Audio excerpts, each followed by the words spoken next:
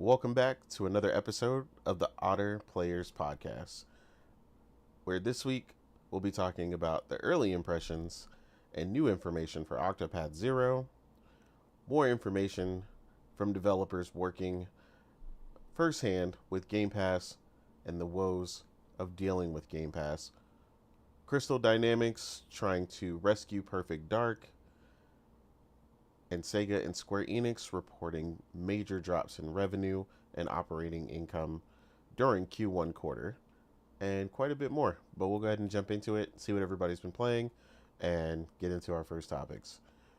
Morgan, how are you, ma'am, and what have you been playing? Yeah, I'm good. Feeling a lot better now. There you I go. was out of commission for a little while, but I do feel better.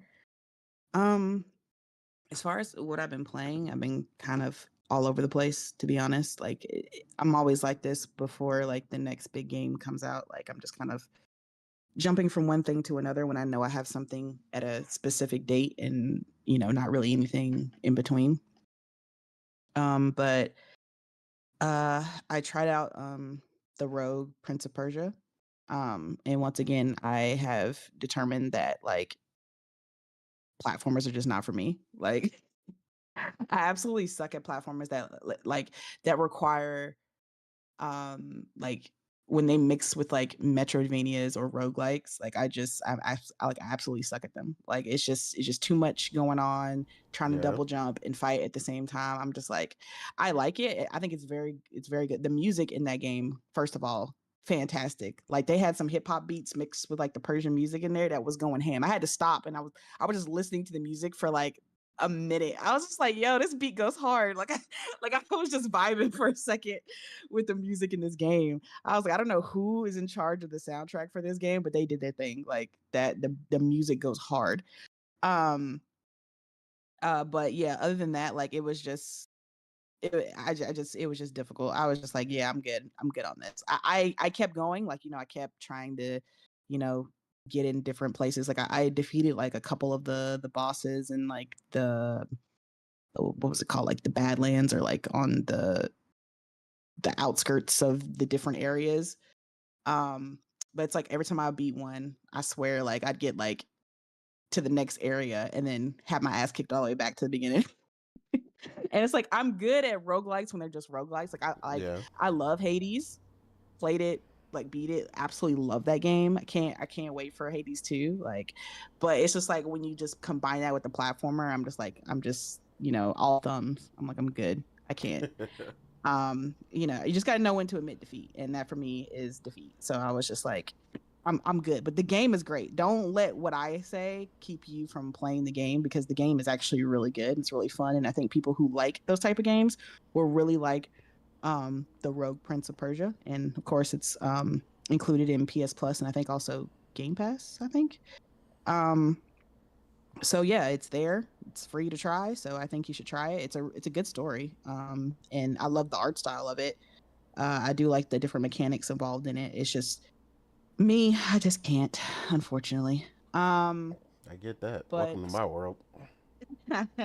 yeah, but you're just platformers, period. Though, like I have specific type of platformers. You just refuse most platformers. Yeah, Um, that you're not wrong. but what else was I playing? I was also played a indie game called Node. It's where you play as like a robot in a essentially uh, a Russian post-war Cold War scenario where America has to send this robot into a sort of nuclear area in Russia because this nuclear facility apparently has some radiation going off in there, and obviously humans can't get close to it because the radiation is just too strong, and any of the other robots that they've sent have malfunctioned by getting too close to the facility. So, but the robot that you play is a specifically built robot that is a robot that they send to space. So it has certain um it's built a certain way that it can withstand a lot of the radiation. Um, and so your job is to go into the facility and, you know, figure out what happened, shut it down, and apparently get some other people that got lost in there or something, rescue them if they're still alive. You know, that's the question, if they're still alive. It's fun, and I was wondering what the gameplay mechanic was going to be for this game, and I didn't know it was going to be this, but it was surprising, but it was actually kind of cool. Especially with this game specifically, the way you play is you have to input your moves before you do them. So like it's not just a straight, you know, where you use the left analog stick to move the character. You have to input how you want them to move. So if you want them to go straight, you have to input how, like, for them to go straight and for how long, for how many seconds, right? That's how they measure distance in this game. And you know, it seems straightforward at first, but then you know, there's obviously like obstacles in your way, and then there's areas that, you know, you have to kind of move vertically as well as horizontally. So there's different inputs, like there's a forward, a backwards, a jump input, because you have to jump over certain, you know, holes in the ground and stuff. And then there's like a kind of like a horizontal or vertical input where you have to move closer to the screen and then farther away from the screen to, you know, get out of the way of objects. And the thing is, you move from one checkpoint to the next checkpoint, and checkpoints are typically like 20 to 30 feet away. So you have to essentially input the correct movements to get to the next checkpoint, right? And if you don't input the right movements, you have to start back over at the checkpoint. So let's say you have to start, you have to go straight, but there's like a boulder in the way. So you have to input to go straight for 3 seconds till you get to the boulder, and then maybe move vertically out the way of the boulder. Then input, okay, I want to go straight for another 2 seconds, and oh, there's a hole, so I have to input jump. And then, you know, you put all these movements in, and then if they are correct and you get to the next checkpoint, then, you know, you're at the next checkpoint and you have to start over. So that's kind of like the gameplay for this game. And it's really cool. I like that. It's kind of different, right? It sounds Um, intriguing, but I yeah. probably it also It, sounds frustrating in some aspects. yeah, because there was one area specifically where I got to where it's like that typical kind of side scroller obstacle where it's um like the moving up and down platform that kind of crushes you, right? So I had to input, okay, move for 2 seconds, stop in between where there's like the gap so I don't get crushed. And then, okay, stop for 2 seconds, wait for it to go back up, move for another 3 seconds, stop in between the gap. And like I had to keep doing that.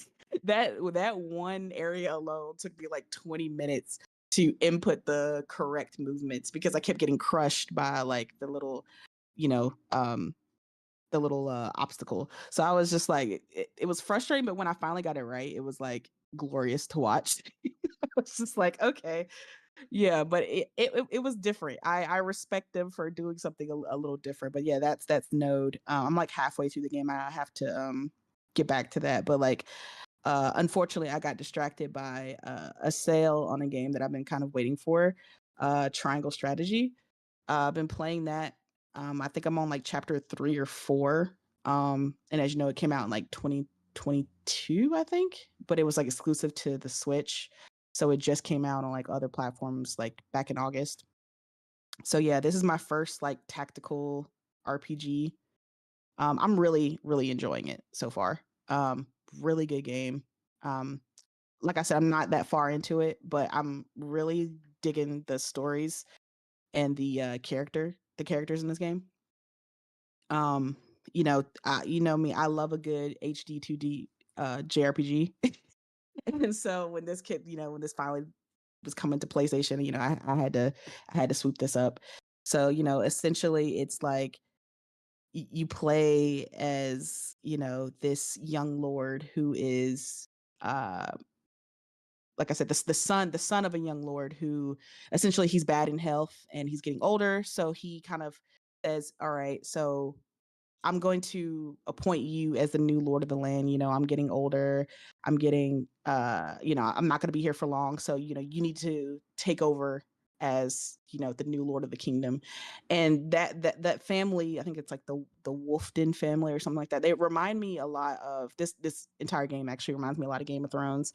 And they remind me a lot of like the Starks because like they're kind and benevolent and they're loved by their people, right? Like, 'cause, they have all this strength, but they're known for being kind and considerate, and unlike a lot of the cutthroat other lords that are around. And yeah, it just looks like it's gonna be a lot of political intrigue in this game. It's gonna be a lot of backstabbings going on, a lot of betrayal, a lot of just drama in general, which I'm all about. I'm like, oh man, this is the perfect JRPG for me. I was looking at some of the reviews to see what people liked and disliked about the game. And it's like the major dislike for the game was like, oh, it's too much story. And I was like, oh, that's not a negative for me. That sounds great. I love that. Yeah, Like, bring it on. I've heard people say that, but that's why I told you I thought this would be, if you enjoyed any of them when you originally asked me about if you thought you would enjoy SRPGs, that this would be the one. Obviously, because of the aesthetic for one. It happens to be on the screen right now, which is freaking hilarious. I didn't even do that on purpose. I thought you put that on there. No, I didn't. It literally just happened. That's funny. But yeah, that's what I was saying about you enjoying it. I don't think you'll go crazy like JRPGs where you'll just play like a bunch of them and like a bunch of them will really vibe with you. But because they all don't have stories to this caliber. And all of them, like, the other problem is that they vary. Funny enough, Final Fantasy Tactics jumped on the screen. You can already see how different that game is compared to what you've been playing. And they can vary a lot between SRPGs, while a lot more similarities, I feel, are between standard JRPGs, and that's why you can kind of vibe with a bunch of them.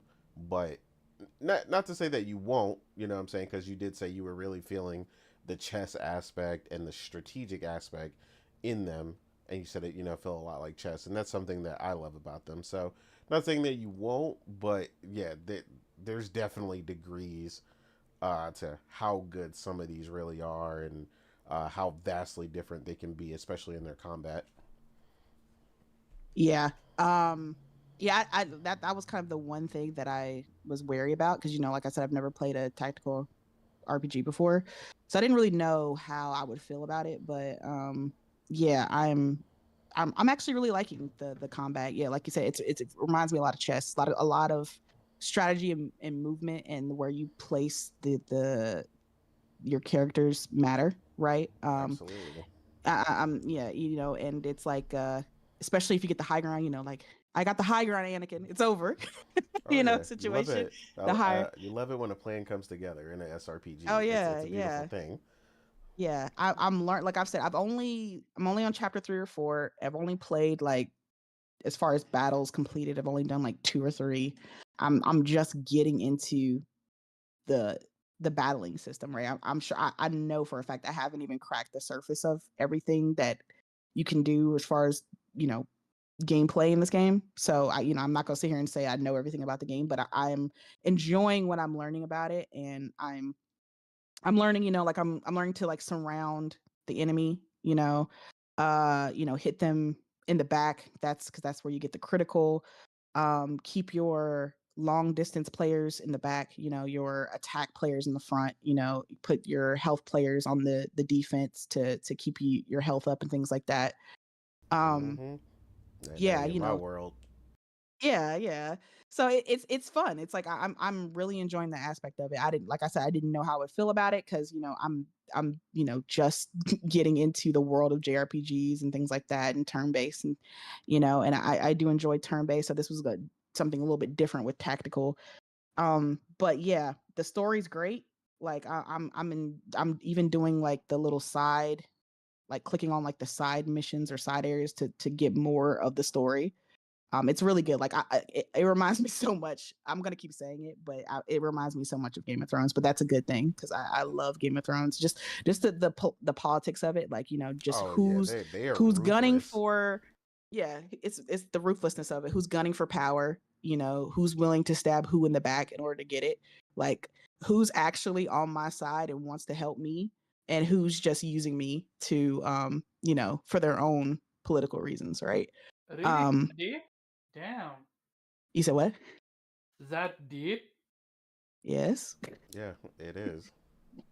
And it's just like the whole conviction systems is cool too. Like I haven't done much of it, but I do like it. You know, picking uh basically which dialogue and which faction or family to support. Like I like the part I got to last night, before I saved and turned it off, it was basically I had to pick which family to ride on the ship back home with them. I held this banquet to bring all of the kingdoms together, and now the king has designated me to basically escort them back home. But there's like two different ships with two different kingdoms on each ship, right? So I have to pick which ship to ride back, and basically who I pick is, I guess, who I will be more allied with, who I will be, and who I don't pick, I'm assuming will be offended by me not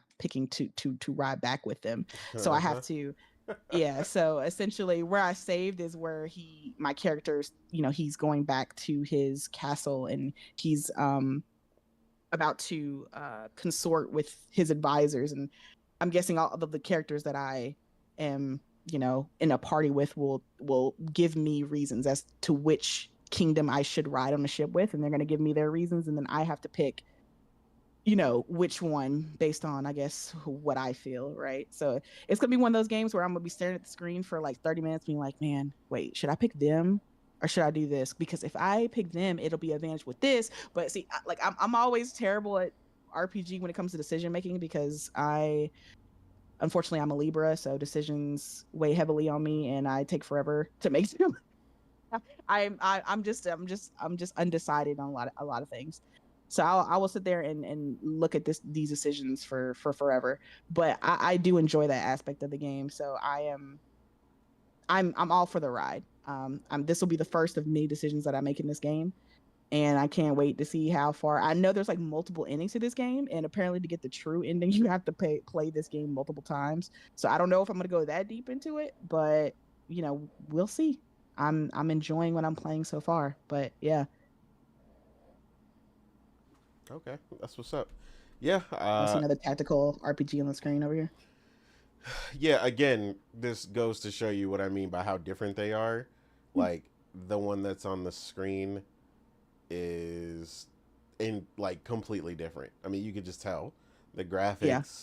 the way the combat, other elements, like that character is really large and clearly takes up more spaces.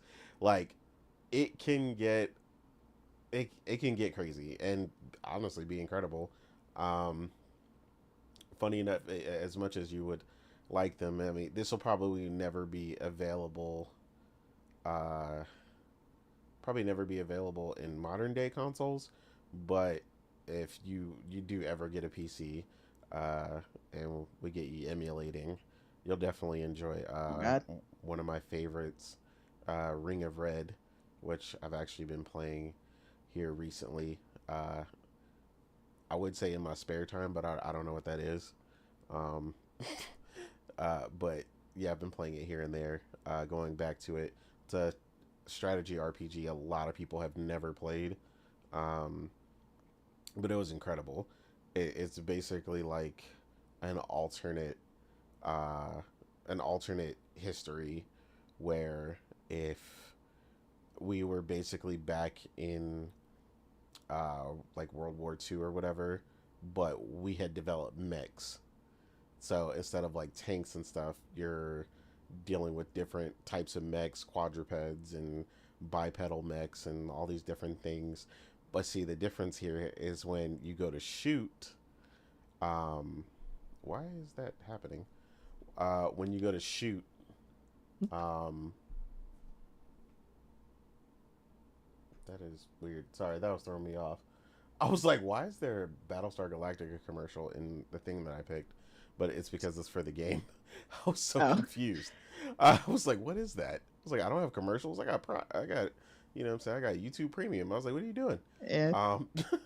But no, yeah, but see, now the difference here is that you can't just, so your stats matter a lot like they do in the one that you're playing now. But in this one, you go into a sequence in a battle when you actually attack the other person or they attack you.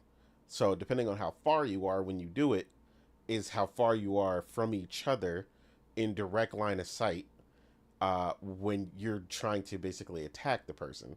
So of course there's melee attacks and stuff, so you'd want to be really close, but some of your units, like I have some that are like sniper units, so you shoot them really far, so the person is extremely far. So if it's like a melee unit or something, or it's like a more mid-range unit, they're probably gonna miss because you actually have to line up and shoot your own shot. So it's crazy because where your stats come in and they matter is when you're lining up the shot, your kind of scope will bounce around all over the place, which again, when you get the hang of it, still doesn't even matter because what'll happen is you use the inertia coming back from the outside. So if you know your shot's like real crazy off, but you swing it back, so the inertia carries the shot from the outside and hits them dead center if you get it just right. Now, obviously, later on when your units are a lot stronger, your sniper unit or something will have like extremely high accuracy and won't really move all over the place. And then when you get really good, you can target specific things. So you can like disable one of the units like right arms or something. So you're like, man, I gotta get rid of that cannon, and they're carrying it, or the cannon is their right arm or whatever, and you can disable specific parts of the other units and stuff like that. So again, like the vastness of SRPGs and how they vary is even more incredible than a lot of JRPGs have been as far as like variances and battle systems. Like there are literally some that are really one of a kind, and you wish they weren't, but yeah, it sounds like I'm just getting into the just dipping my toe into tactical RPGs and things and CRPGs and things like that. Like, but I'm really enjoying Triangle Strategy. I hope it keeps being as good as it is. Like if the story keeps up. Oh, it definitely will. Like I am like a big, like one thing about me that is different from a lot of gamers, and that's perfectly fine. This is just me. I'm a very big story based type gamer. Like a story will make or break a game for me. Like I can deal with so gameplay if the story is really great. Yeah, no, just because absolutely. I want to see how it goes. I just love a good story, and the story for this is just really good. Like it's got me on a hook right now. I'm really wondering how, like, I just know betrayal is right around the corner. Like I know one of these people are about to stab me in the back, and I'm curious to see which one it's going to be, and I'm curious to see how my character is going to react to it. And I like the fact that you kind of weigh the pros and cons of who you ally with, and it's important who you ally with because that will determine certain aspects of the game. Yeah, so I'm excited to see where it goes.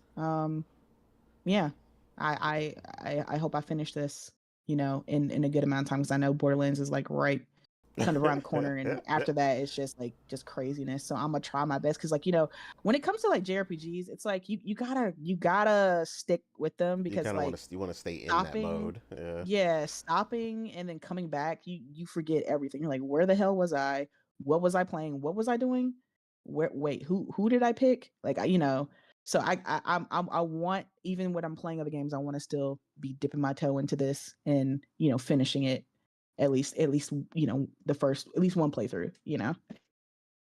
So Yeah, no doubt. It is like I said, it's not the shortest game either, and like you said, there's yeah, multiple endings and the golden path, and it's also not one of the easiest SRPGs either. It's pretty tough. Like that's what I hear. yeah, I mean, I definitely put this on easy. Like I'm not ashamed to say it. I put it on easy because I haven't played this type of game before. I don't know anything about tactical RPGs, so I was just like, I'm not gonna sit here and put this on normal or hard when I don't know what the hell I'm doing. So I'm gonna put it on easy, and we're gonna see how it goes. And you can change the difficulty anytime. So maybe if it's just like too easy, maybe I'll put it up. But right now I'm cool, I don't think you'll have that chilling on problem. easy. Even Okay. on easy, it can be pretty challenging, especially like I said, because there's certain scenarios that you may come across, and you'll want Yeah. to do things a certain way, or want to save a certain character, or Like there's lots. That's what makes it tough. Is like tactics. A lot of tactics games, you kind of do what you want, and if you're good and you always have what you want, like yeah, perfect scenario.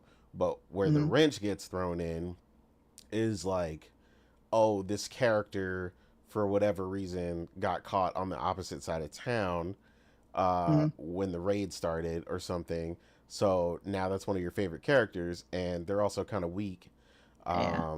because to melee, and there's a melee unit, you know, three squares or four squares away from them, and so you're trying to rush across the map to go save them, but also trying not to die and put yourself in poor position. And it like I Yeah. mean they can really set you up. Like Yeah. I heard in um like the first playthrough, it's gonna be a lot of decisions not going your way, essentially. But after like and after you you know beat you know it how one I time, feel about I that. think I know, I know. But like in the second playthrough, apparently like there's like gameplay things where you essentially, I guess, get more weight on your decision making. Like you have more say in the Yeah. decisions you can make.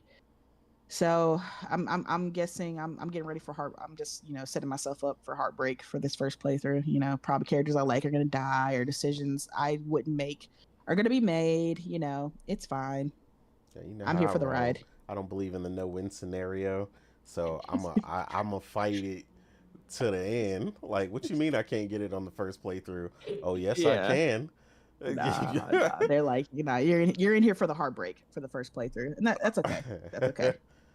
Nah, man. Like I So said, yeah. it's really good. So yeah, and of course you have other ones you could try since we share uh, some our game share some of our stuff. So you can always try Yeah. Triangle Strategy, or not Triangle Strategy, but Super Robot Wars in the future, Oh man. or at least the two new ones.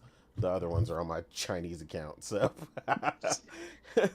Oh man. Get him PlayStation. oh He ain't man, no. Chinese. Hey, look. They got the money either way, whether it was pesos or I'm snitching. whatever. But yeah. I see Weeb has joined us here. How are you, and what have you been playing, sir? Yes, sir, I have. Apologies for the delay. I had some visitors over, so I had to get rid of them first. Oh man, Weeb said he had to get rid of the hose. Man, my He bad, said, bro. "Listen." Yeah, My He yeah, said, bad. yeah, "Listen. yeah, You yeah. ain't got to go home, but you got to get the hell up Yeah, out of here." All He said, right. look, shorty, I'm yeah, gonna call you later, all right? yeah. Don't have a podcast, so no, you can't stay. Oh, No, no, I'm cutting you off. player. Yeah. He said the whiskey will be here when you get back. Don't worry about Oh man. it. Oh, for sure. I still have plenty left.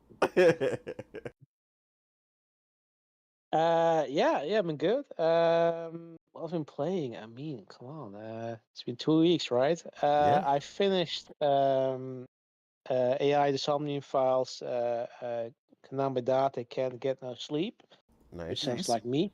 Uh, I think I technically got a plat, but it doesn't have a plat because it was on Switch. But I completed Okay. everything that at least was on the list of the completion list. Damn. Absolutely. Congrats. Thank you.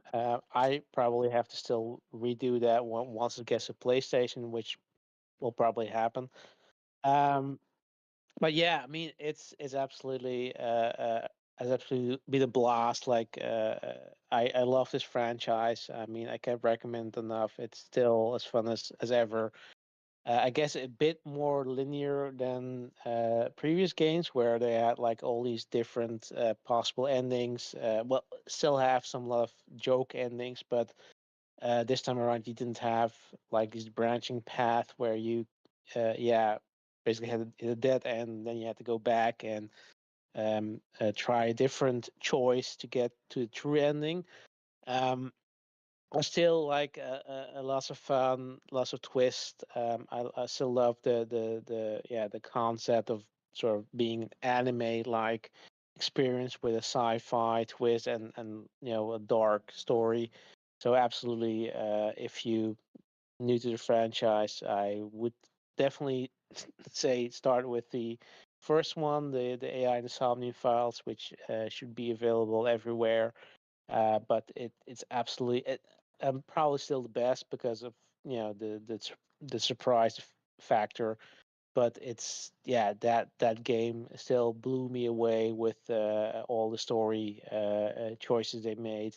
Second one was also pretty good, and this one, I mean, I had to get it. So yeah, can absolutely get for Switch.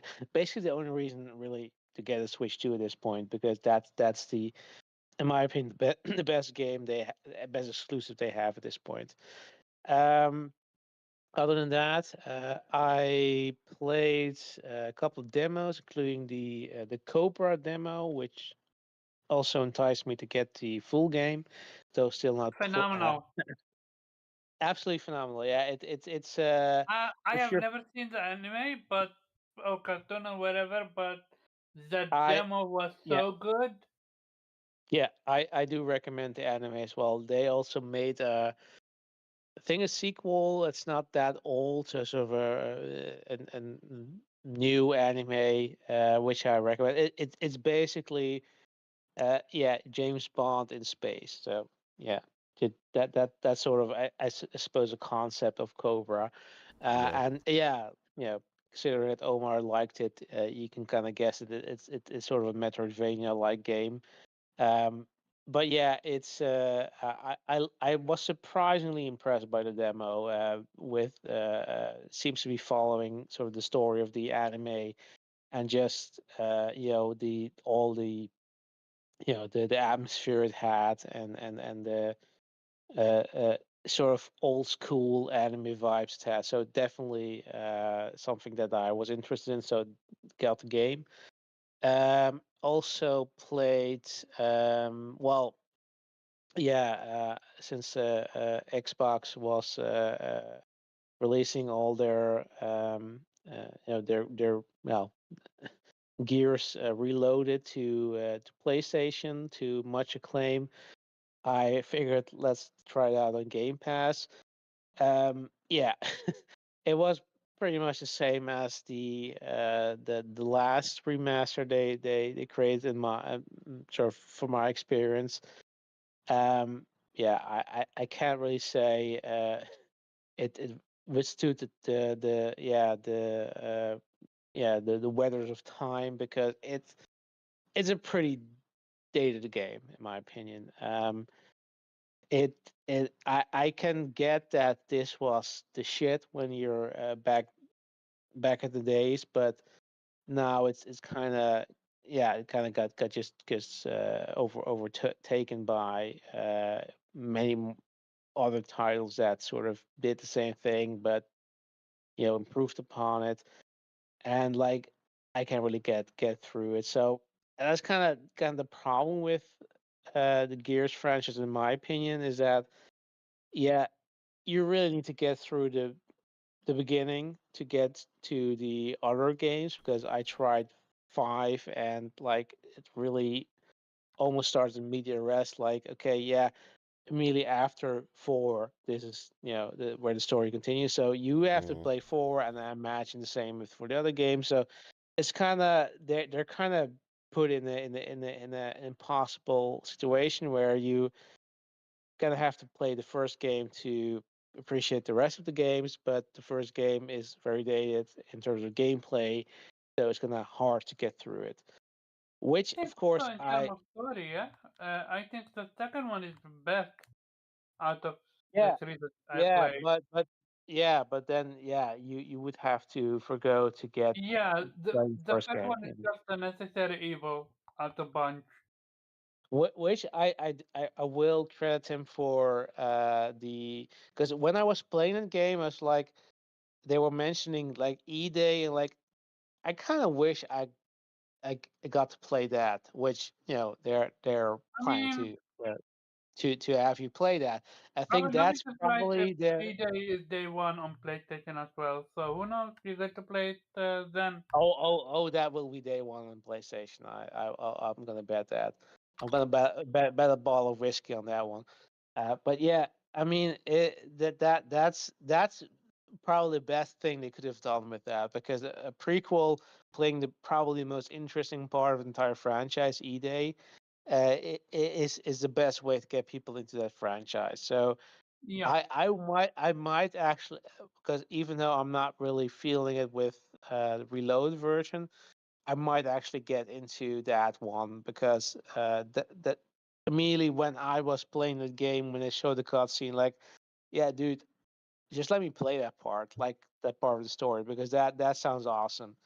Um, so yeah, I tried that, and other than that, yeah, I mean, I've been sort of in between games at the moment, so I'm mostly I've been watching anime, but I've also started Mafia, the Old Country, which I really like so far.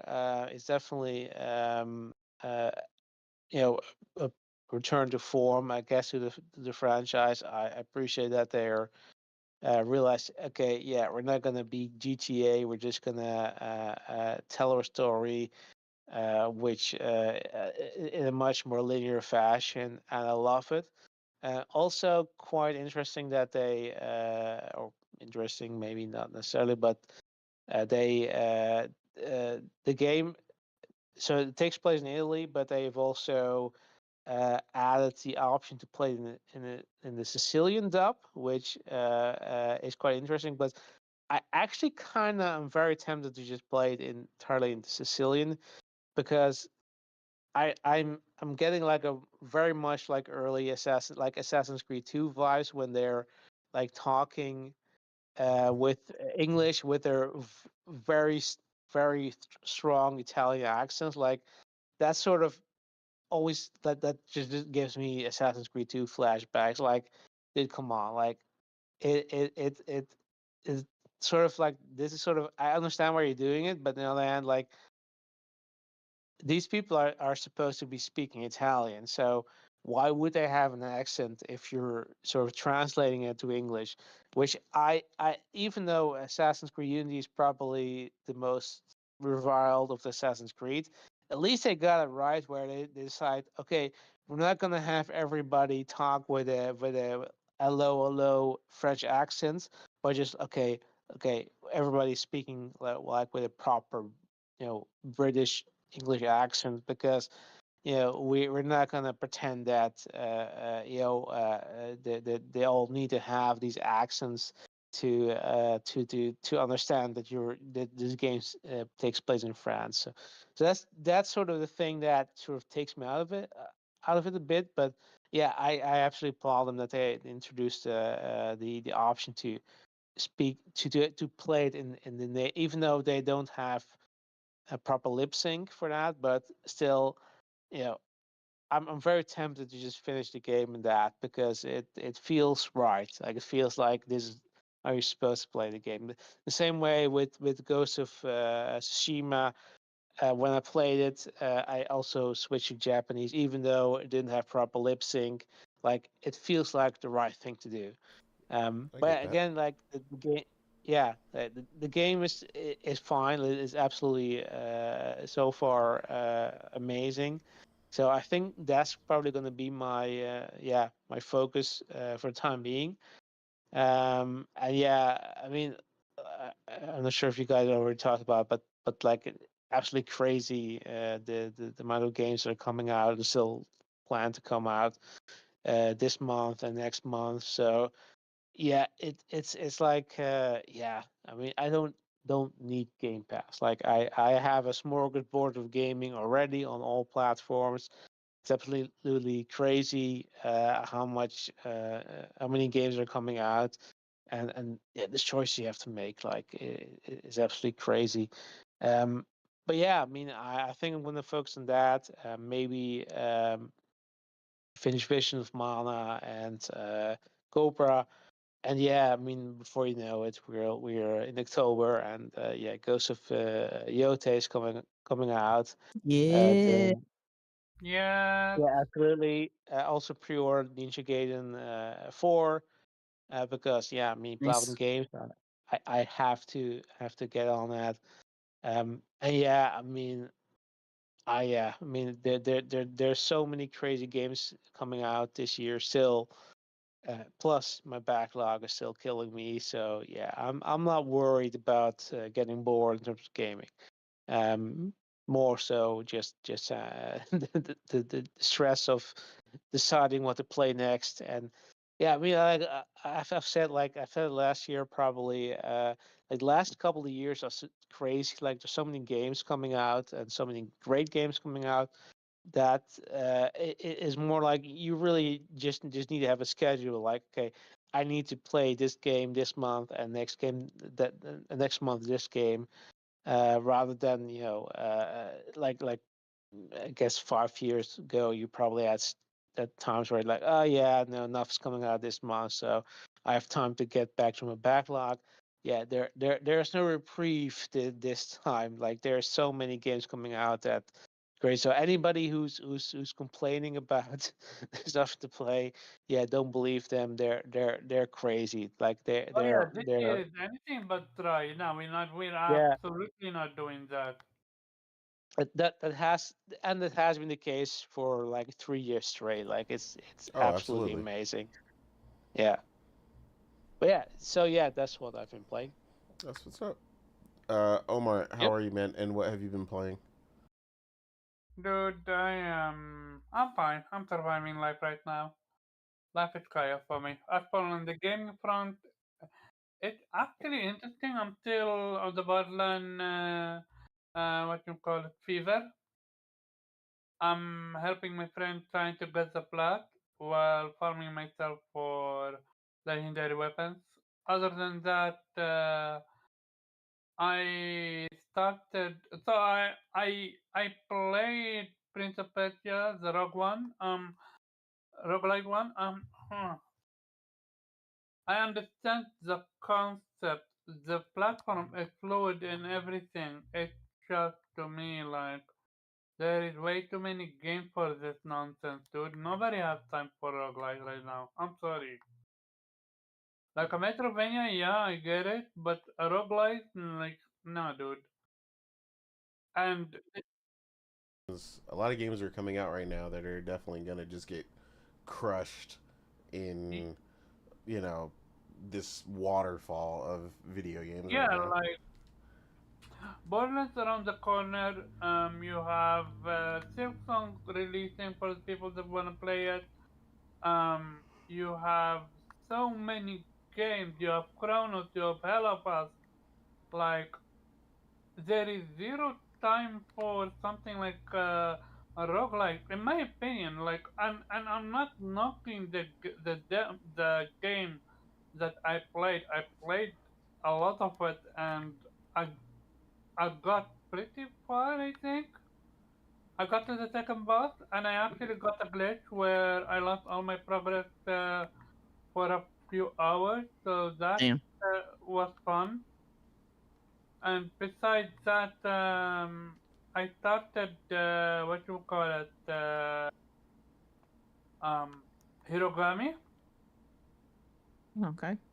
Um, I already played the demo, so I knew what I was getting myself into, but I can't get used to the fixated camera angle.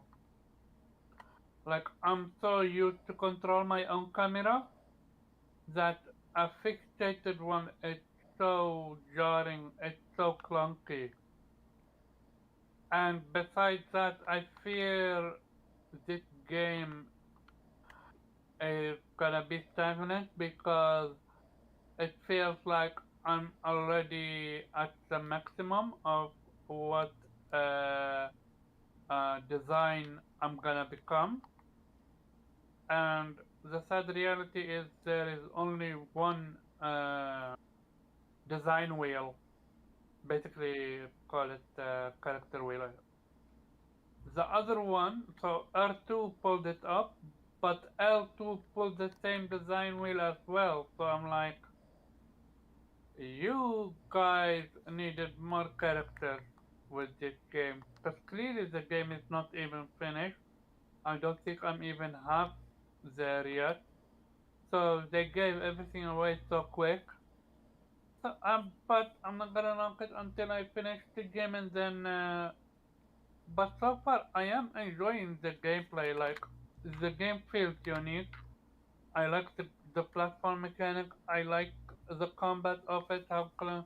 a little bit clunky. Um, it is entertaining because I love that Armaldo suit very much. But besides that, yeah, I played. Yeah, I started Monster Hunter Stories, and I don't know if it's just me, but maybe it's because when it came out and also where it came out on, um, it's lackluster to say the least. Maybe it's just me. Maybe it's just me. I I don't know. I think I play better JRPGs than Monster Hunter. I get what I mean, trying to did you do. think Monster Hunter was gonna blow you away as a JRPG? Actually, yes, That I'm because I had so again. much good news about it. This is an Omar expectation issue. No, no, no. It's not my expectation. I spoke with a few people that I know that love the franchise and were excited about it. The first So one yeah, released on 3DS though. this is my biggest issue though. I understand why it's not blowing me away. That's the thing. I'm not blaming it. I understand why. Also timing when it came out as well. So that's another thing. So I understand all that, but I still can't help but feel disappointed. Again, But I just think your expectations have trouble being measured lately. I say that because we also had this whole conversation pertaining to you anticipating a hyped up battle on the anime you were watching, and that was an expectation issue too, because I no, wasn't that's even pretty expecting fair that. with that one. That I'm pretty fair on that one. Yeah, yeah. Like I mean, yeah, but that absolutely was not. your expectation. They didn't I promise you but that. the anime promised me that when they got up the dude that like he I've never heard of this and this is the very first time I've No, seen it. no. Okay, so I'm gonna explain to y'all. Omar's issue here is he did not pay attention. The most dangerous person, and the person who is more significantly dangerous in the anime that I'm referring to, um, It's the main character. He I'm fought fully early. aware of No, wait, that. wait. No, you're not, because that's not who I'm talking about. Okay. He fought someone earlier who identified themselves as a devil who was superior to the princes Akuma. Yeah. because they look human, meaning they're stronger. So he fought that person to a standstill. So you should already know if he could fight that person to a standstill, and this other person can't even change their form and still look like a devil, then they're weaker than the person he fought to a standstill earlier. So you shouldn't have expected a harder fight. The reason you expected it is because he was beating everybody else's ass, but the main character is not everybody else, which has been established. So I that's why I'm did, saying but expectation is your issue. he he beat the highest ranked person with ease, like not sweat. So I expected. We talking about the water magician? Yes. Yeah. Yeah, I figured. So I expect. How did you know? Omar just don't want to admit that he wasn't paying attention and didn't realize No, that I Yep. was. Yep. the No, I girl he was. fought earlier was I stronger. I I was. Yep. I was paying attention. I even saw what he said when he said, "Don't jump him." I don't think even the four of us are able to take him down. Like, I was pretty aware where his level was, but when you got up the prince like that, I was like, okay, so I'm expecting some phenomenal fight, and then we get this. This is the same issue I have with what you call it, what anime you love, solo leveling.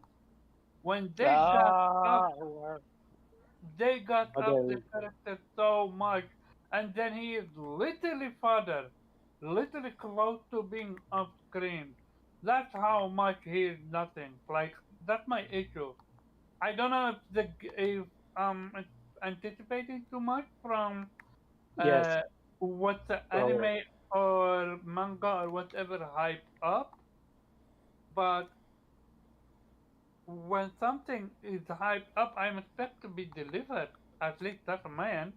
I mean, you also can't expect that arriving like a decade late either.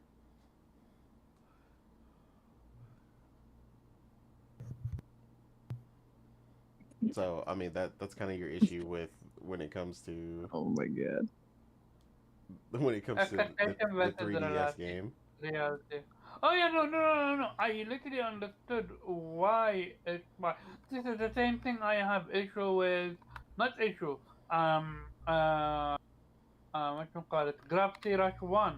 I know where it was first released on, so I understand the shortcoming, which is why I love Gravity Rush 2 so much. Because when it became on PlayStation 4, phenomenal game, phenomenal game. The way they were able to add new things. So I'm curious if Monster Hunter 2 is gonna be better. Story 2 is gonna be better than 1. I mean, it's a sequel, so And I'd hope so.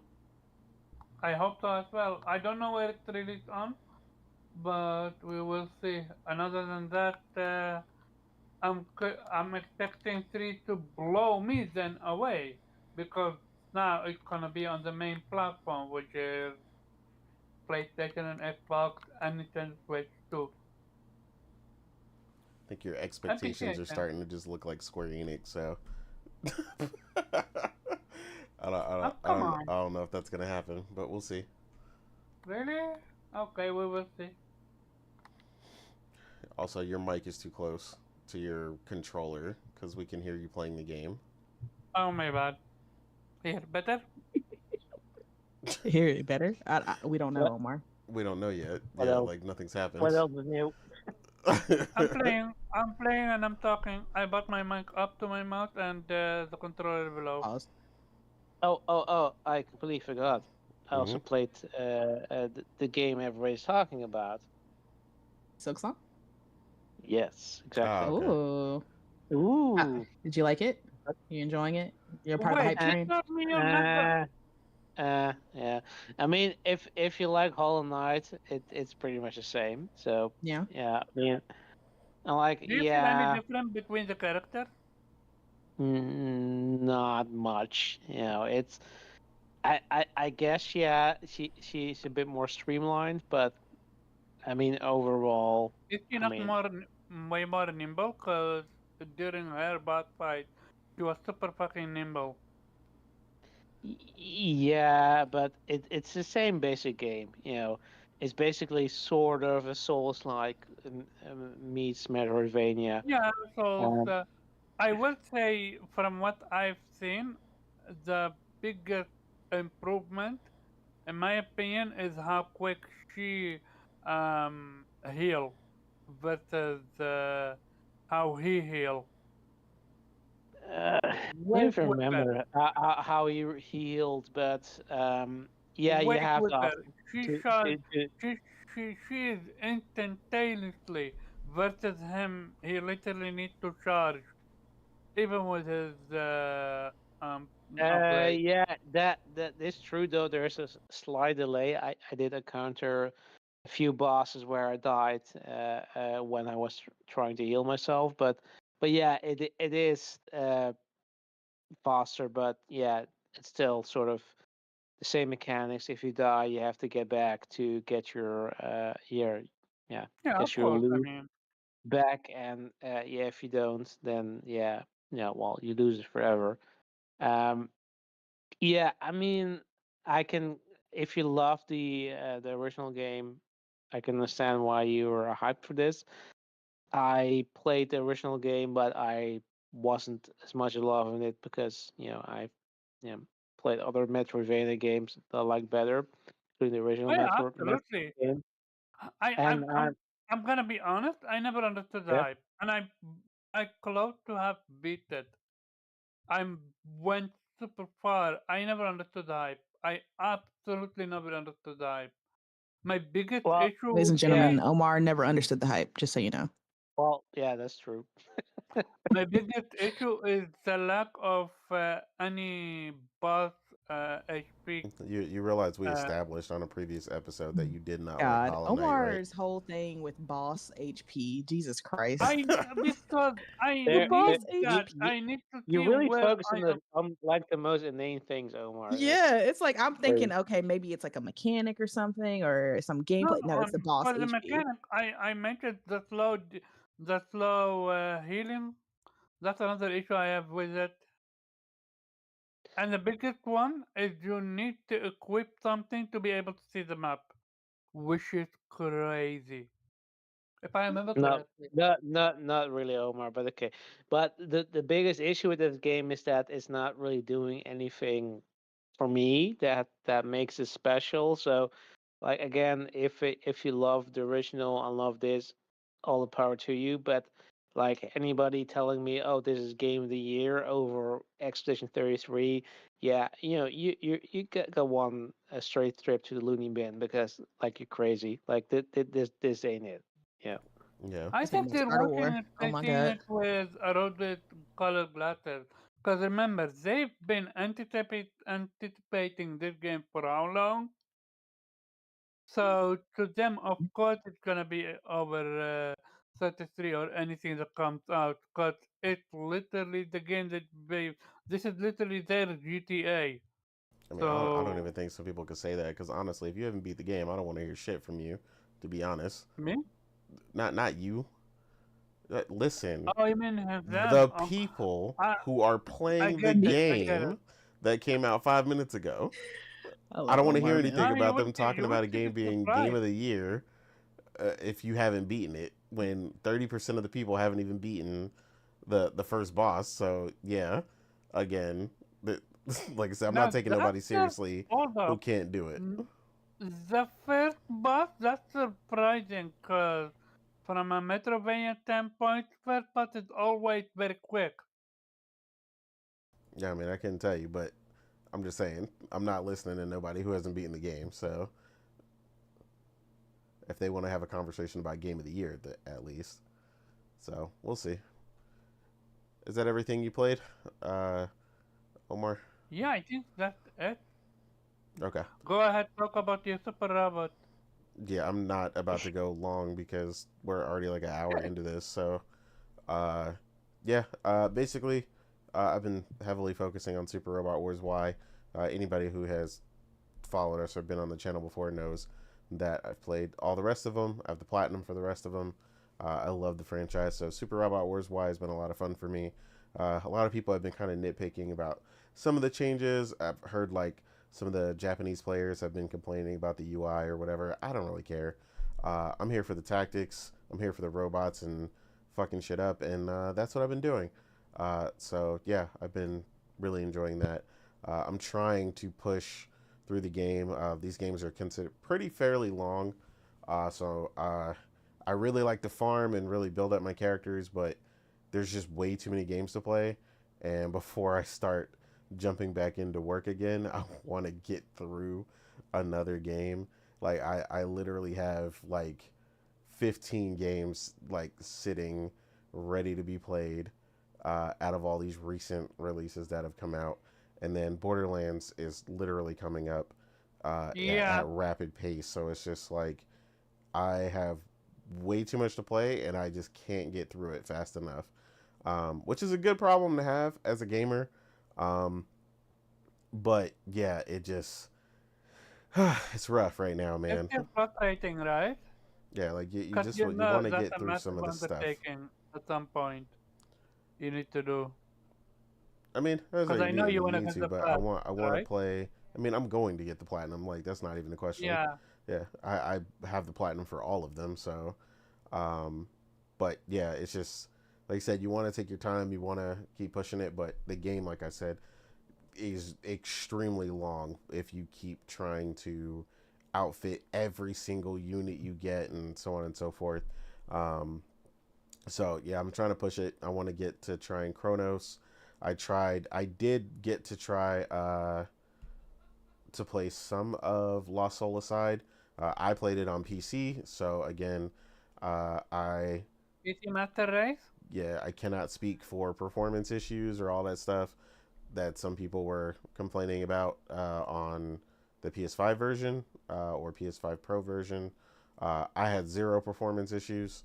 Um, the game played really great. I was having a ball. I haven't run into any glitches, any bugs, or anything. How dare you? How dare you like that game? What's wrong with you? Right. Yeah, how dare you? They released some new updates that sound really good as well. So shout out to the team for releasing several updates to the game in rapid succession.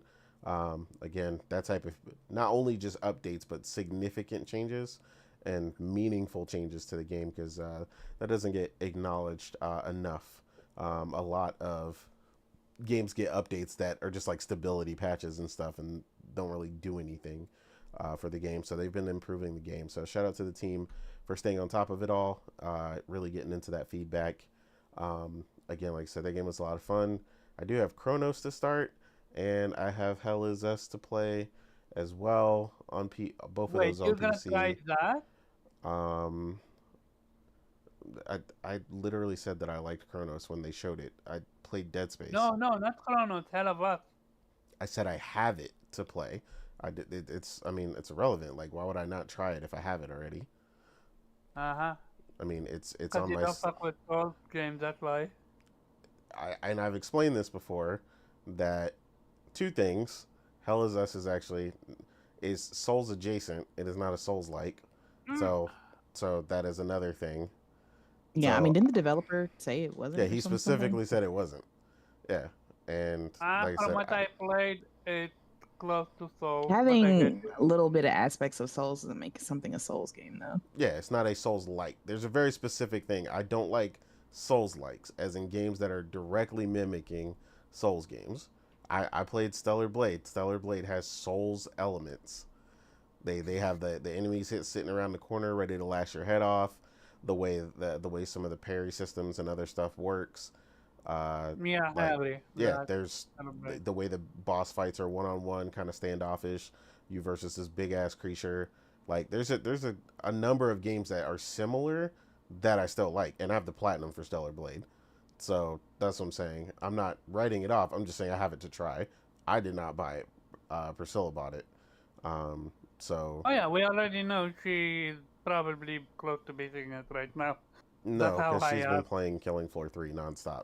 So she's not close to What? nothing. Not even Hell of Us is able. I legit thought she's gonna be day one of that. Yeah, I told you she is. Her title as the Killing Floor Queen is not a joke. She will play She Killing. is the She will play Floor Killing Queen. Floor till she wakes up and goes to bed, and then wake up and do it again. She. I legit believed Hell of Us is gonna be the game to get her to. Cause No. the way she played Hell of Us demo. No, I mean she's still excited to was play it. I mean she's supposed to play it insane. in a little while. I don't know if she did start it yet, but yeah, she was playing Killing Floor last time I checked again. So she can't pull herself away. I mean the developers are doing a good job talking about the things they're going to add and implement. So yeah, I mean she literally played the game on 2 different platforms. She platinumed Killing Floor 3 on PlayStation, and then went back to just playing it on PC again. So yeah, she has been going crazy on that game. But yeah, like I said, Hell Is Us, and then another game I have access to that was in my Steam family, the new Daemon X Machina game as well. So I have that to try. Like I literally, just whether I bought it myself or not, I literally have access to like everything that has come out. So between Steam family or game sharing or all this other stuff, and it's just nonstop. And then there's Karen on the screen, which is also coming out at a date that I forgot, but I know it's coming, and I'm sure it'll sneak up on November. me. Yeah, see? And then in November, Oh yeah, that one. the main thing I'm thinking about now is obviously Octopath. So that's like the big thing for November, and it's just honestly, it's not stopping. This is the thing when you have a wide palette for gaming, and a lot of good stuff just comes out. Obviously, I'm not going to love everything that I play out of everything I listed. We'll see what really sticks out. I definitely don't think any of these upcoming games are going to push Expedition 33 out. I've already played some incredible games this year, um, like Either Split Fiction. Yote or Borderlands 4, you know? I mean, both of those It, games are really, really good. I just don't think they're gonna push that out. So, like Ghost, I definitely don't see Ghost doing it for me because as much as I enjoy Ghost, I don't. Again, I just don't see any mechanics or anything that it looks like it's gonna go crazy for me. Like, there's a lot gotcha. to Expedition as to why it's that for me. So, but yeah, I don't know. Ton of games, ton of stuff to play. I'm playing a ton of stuff. I'm being pulled in 15 different directions, while also trying to get things situated to start a new job. So it's just Hey, congratulations.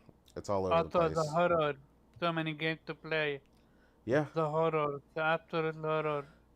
yeah, it's insane. So I don't know. I'm gonna have to do something, but we'll figure it out. But again, like I said, it's a good problem to play, and a lot of people, I have a lot of people in the community to defer to for, uh, you know, maybe moving around things in priority. If people are really enjoying things, I know Thrifty was in the chat. He's playing Lost Soul Aside. I've seen McQuack playing Chronos. So like a lot of people are playing a lot of things, so I can kind of get an idea of where to push next. Obviously, nothing's gonna matter when Borderlands drops. I have a certain set of games that are number one priority when they show up, like Super Robot Wars, and now in upcoming Borderlands, and then everything else. So there's the number one priority games, and then everything else. Nothing tops the number one priority games. Um, but yeah, I don't know. We'll see. Like I said, a lot of stuff to play. To the point where we're just constantly being surprised and things are being announced. I mean, we didn't even know about Octopath Traveler Zero until recently, and then that game's coming out this year. So it's crazy. But yeah, we're gonna jump into our first topic here. Um, it's something that obviously I'm excited about, and I'll segue into this one just because we were already talking about Octopath, but we got some more information about Octopath Traveler Zero. We had some early impressions. Some people got to play the game at Gamescom and some other events. Um, a lot of people kind of setting the record straight that it's 100%, uh, the type of game you're expecting. Some people thought like maybe it was a conversion, I guess, of the mobile game for Octopath and some other stuff, but like people were solidifying, some heavy JRPG people in the community and YouTubers were like, no, this is 100%, USDA choice prime Octopath that we know and love. And we had some more information come out from the developer speaking about the main story. If you play straight through, will be about 100 hours. And key thing people need to listen to when he states that is that it's mostly linear, as in like you're playing straight through. It would be about 100 hours, and there's a difference, right? Then some people like hear 100 hours and like freak out, and it's like, yeah, if you don't want to play a game that long, that's one thing, but this is not when games do this and do it right, it's not a bloat thing. Like the story and the character development, and the world building, and all these things are constantly taking place, and you just get a story that's just that long. Like it's not every game that's 100+ hours isn't just bloat. And honestly, if any game was gonna do it, I would think Octopath would do it. On a Because Persona Octopath game, Traveler 2 was like, incredible. Yeah, and Persona is another one that does it. I yeah, mean, like, part of the reason they we are have a really little long bit though of luck. is their grind. You do got to put some grinding in when you're in the Tartarus or the other places, depending on which one you're playing. But yeah, I mean they're still linear, uh, and you go through day by day, and again you can easily put 100+ hours into those as well, even if you push straight through. Um, so yeah, it's not Especially if you're something that doing some scares me side off. quest, this, that, and leveling up if you want to tackle the secret boss. Like, I'm not surprised 100 hours, especially for an Octopath game where you have so many characters, so many character development to deal with. Like, nah, I'm not surprised. Also, that's not an issue. I don't believe it's a bloated thing as as well. Yeah, not at all. I mean, I 100% understand where they're coming from. They also spoke about the different versions and who is going to get what and how it's going to play. So on PS5 and Series X, you're going to get 4K 120 FPS with 500 town building. And then on the Switch 2 and PS4, they both are going to get and the Series S, they're all going to no. The Switch 2, PS4 and Series S are all 1080p, and then the Switch 2 and PS4 are 60, and the Series S gets 120 but at 1080p. And the Switch 2 and PS4 also get 400 buildings instead of 500, and the Series S can still get 500. But like I said, it's stuck at that 1080p. The Switch 1 will be 720p, 30 FPS with 250, so that is like obviously by far the worst place to play that game. And then of course PC, well, that just depends on how strong your device is. But yeah, I'm excited for that.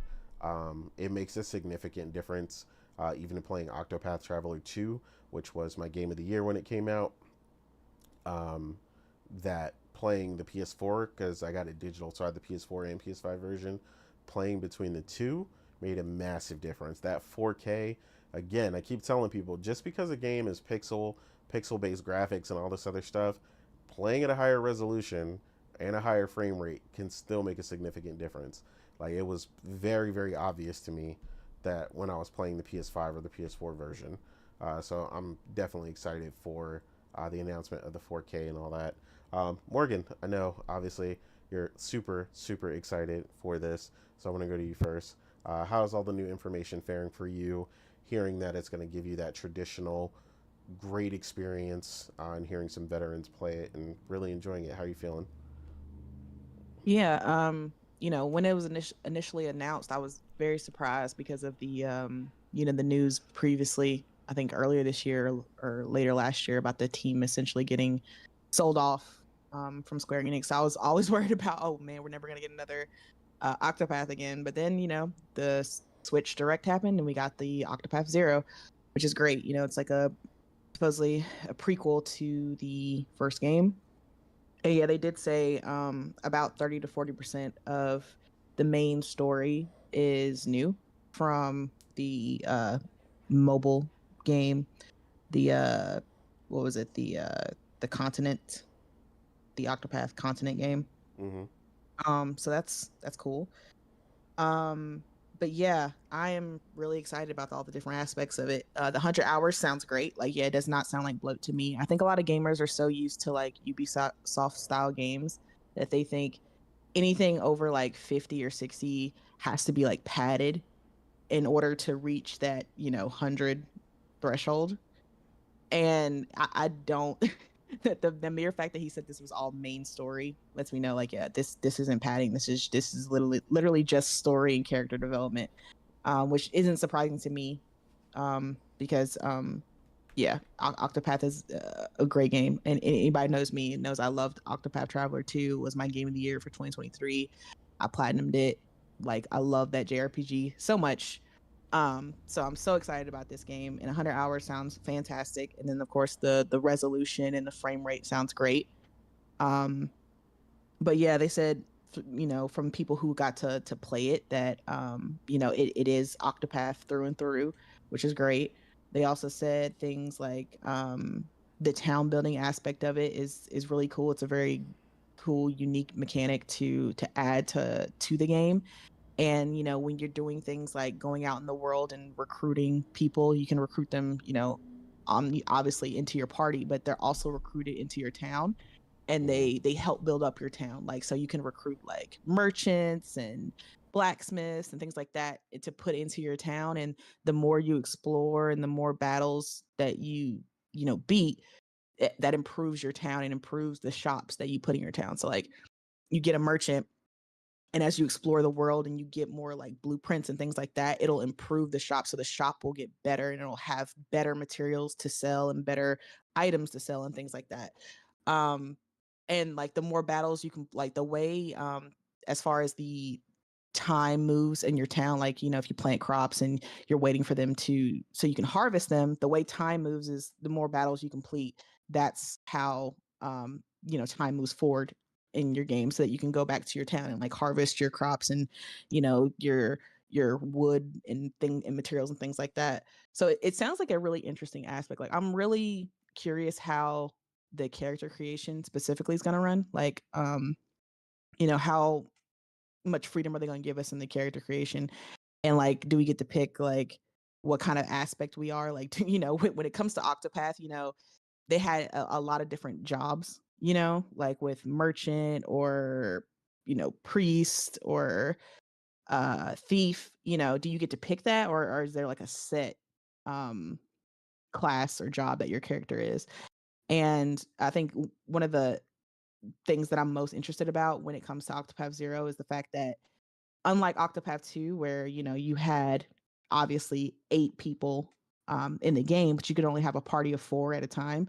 In Octopath Zero, you have a party of 8, so you'll be playing with 8 characters on the screen at one time. And they were talking about how because of that, the difficulty for Octopath Zero will be a lot, be considerably harder than it was in the fourth, because obviously you have more people on the field to play with, instead of just the 4. So it'll be interesting to see how complicated and maybe overly cumbersome having 8 players Eight's to gonna be do crazy. to take turns and a turn base is going to be like I can imagine. And I'm also curious to see how the job system is going to work. Is it going to be like Octopath 2, where you can give your party like 2 jobs at once? So it's like, if you had somebody who was the merchant, you can also give them the job of like thief, so they can have like 2 different like fighting styles and things like that. So I wonder if they're going to still do that for Octopath Zero. With the fact that you have so many players on the field, I don't even know if that'll be necessary for your team to have multiple jobs. I feel like that probably would be OP, but I don't know. We'll see. It's just from the previews and from the people who got to play it, they really sound excited about it, and they sound like it's going to be just a lot more Octopath. If you really love Octopath, this is that plus more. They said with the inclusion of the base building, it does add a very refreshing aspect to Octopath. And it makes you want to go out and explore and then do more, and upgrade your village, because the more you upgrade your village, the better weapons and items you get, the stronger your companions are.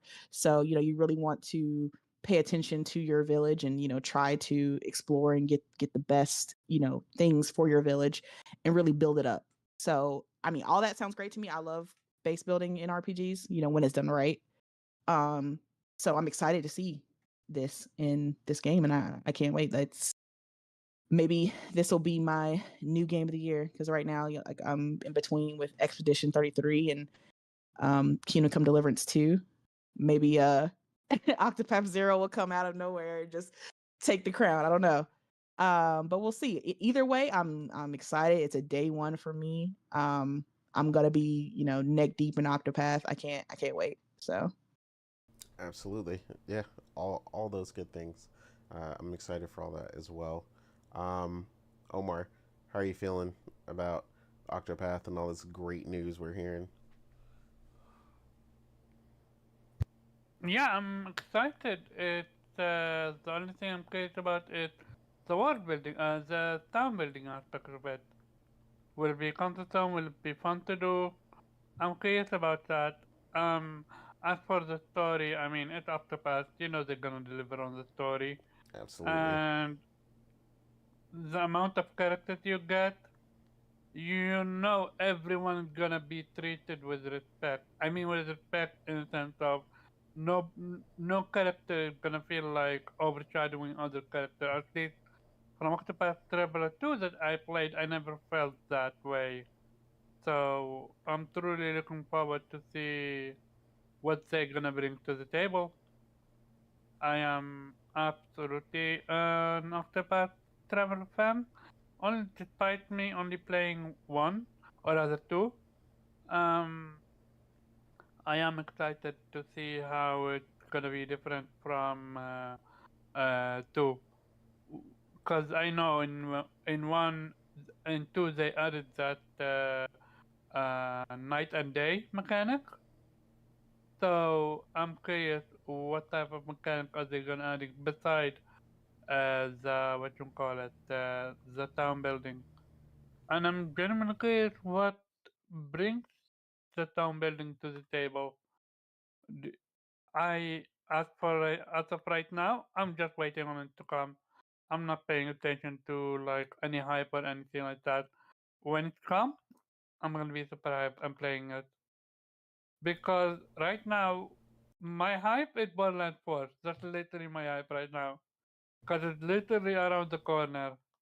But Yeah, as for Octopath, hey, let it come. understandable. Weeb, how you feeling, man?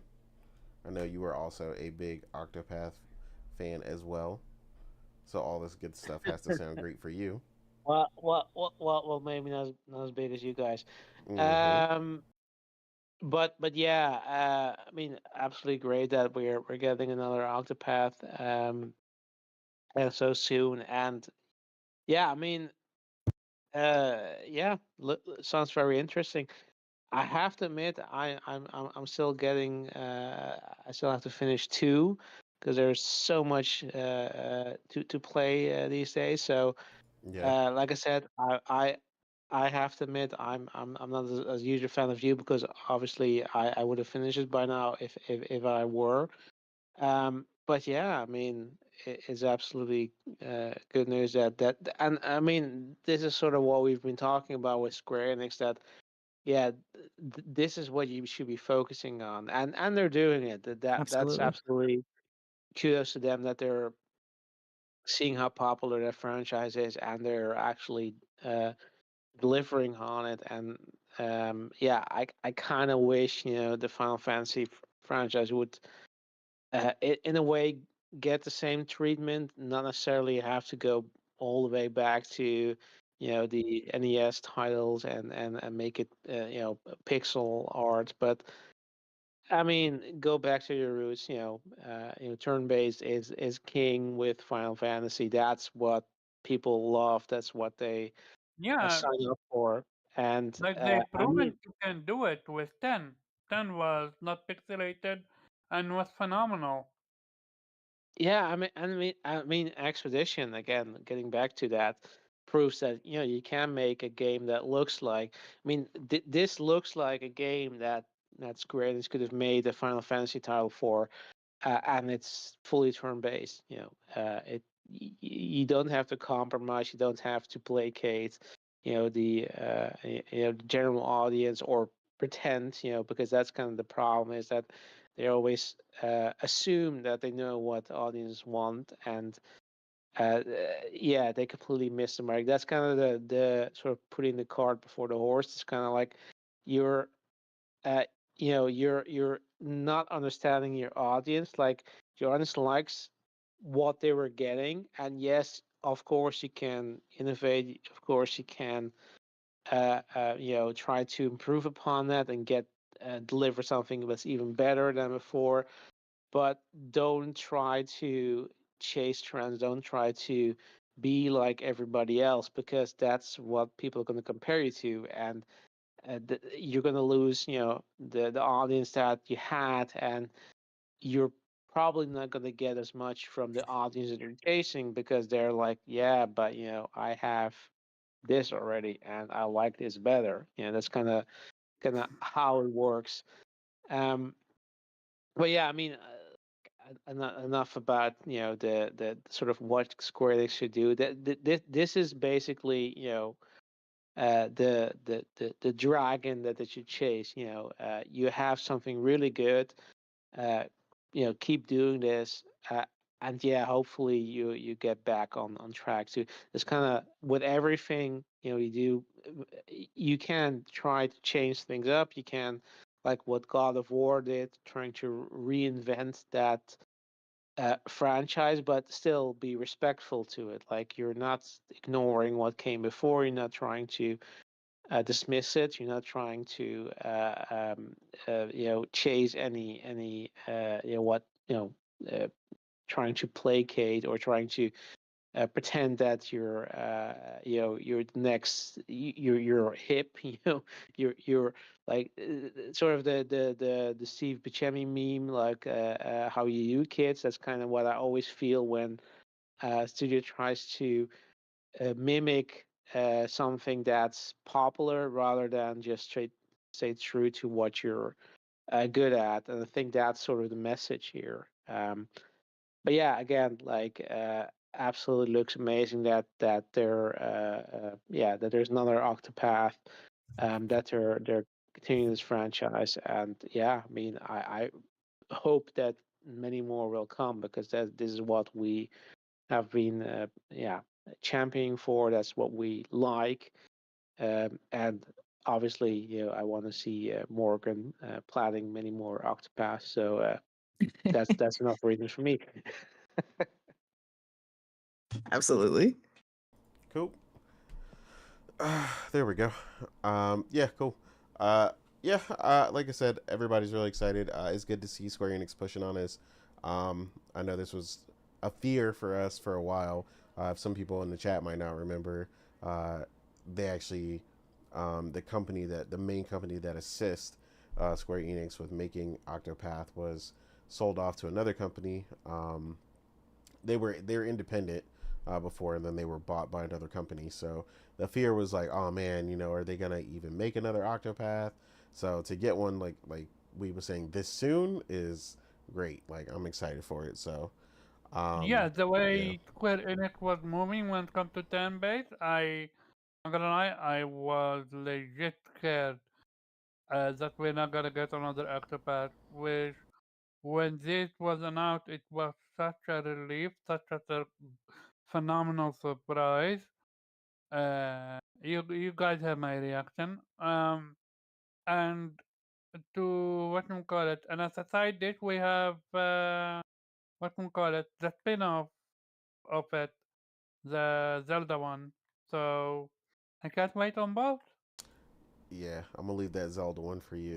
That one ain't for me, combat wise. Boo, but okay. Yep, I'm a abstain from that one. But yeah, for the people who are excited about it, enjoy. I'll replace that with Trails in the Sky first. So because that Oh was yeah, actually that's another game I'm good. super excited about.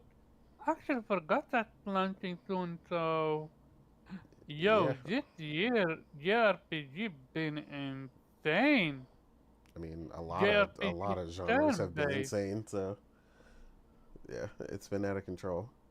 But yeah, like I said, that was a good one for us. Jump into the next topic.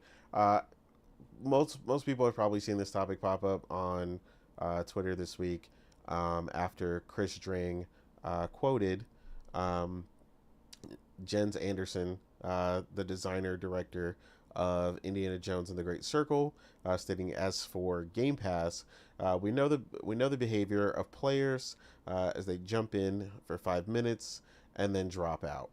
Um, they had an extensive, half an hour interview.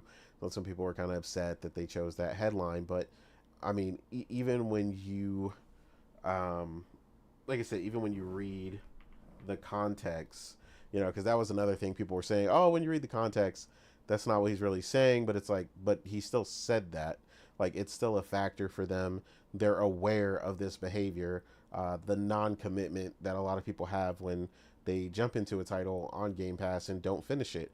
Obviously, that doesn't apply to everybody, but um, a ton of people, we know they brag about it all the time, being able to jump into 15, 20, 50, 60 different games or whatever, and even citing things like quick resume. And I'm like, if you're flashing around games like that, I'm like, I'm not really sure how much you're really enjoying some of these things, or if you're even putting in any real effort to some of these things.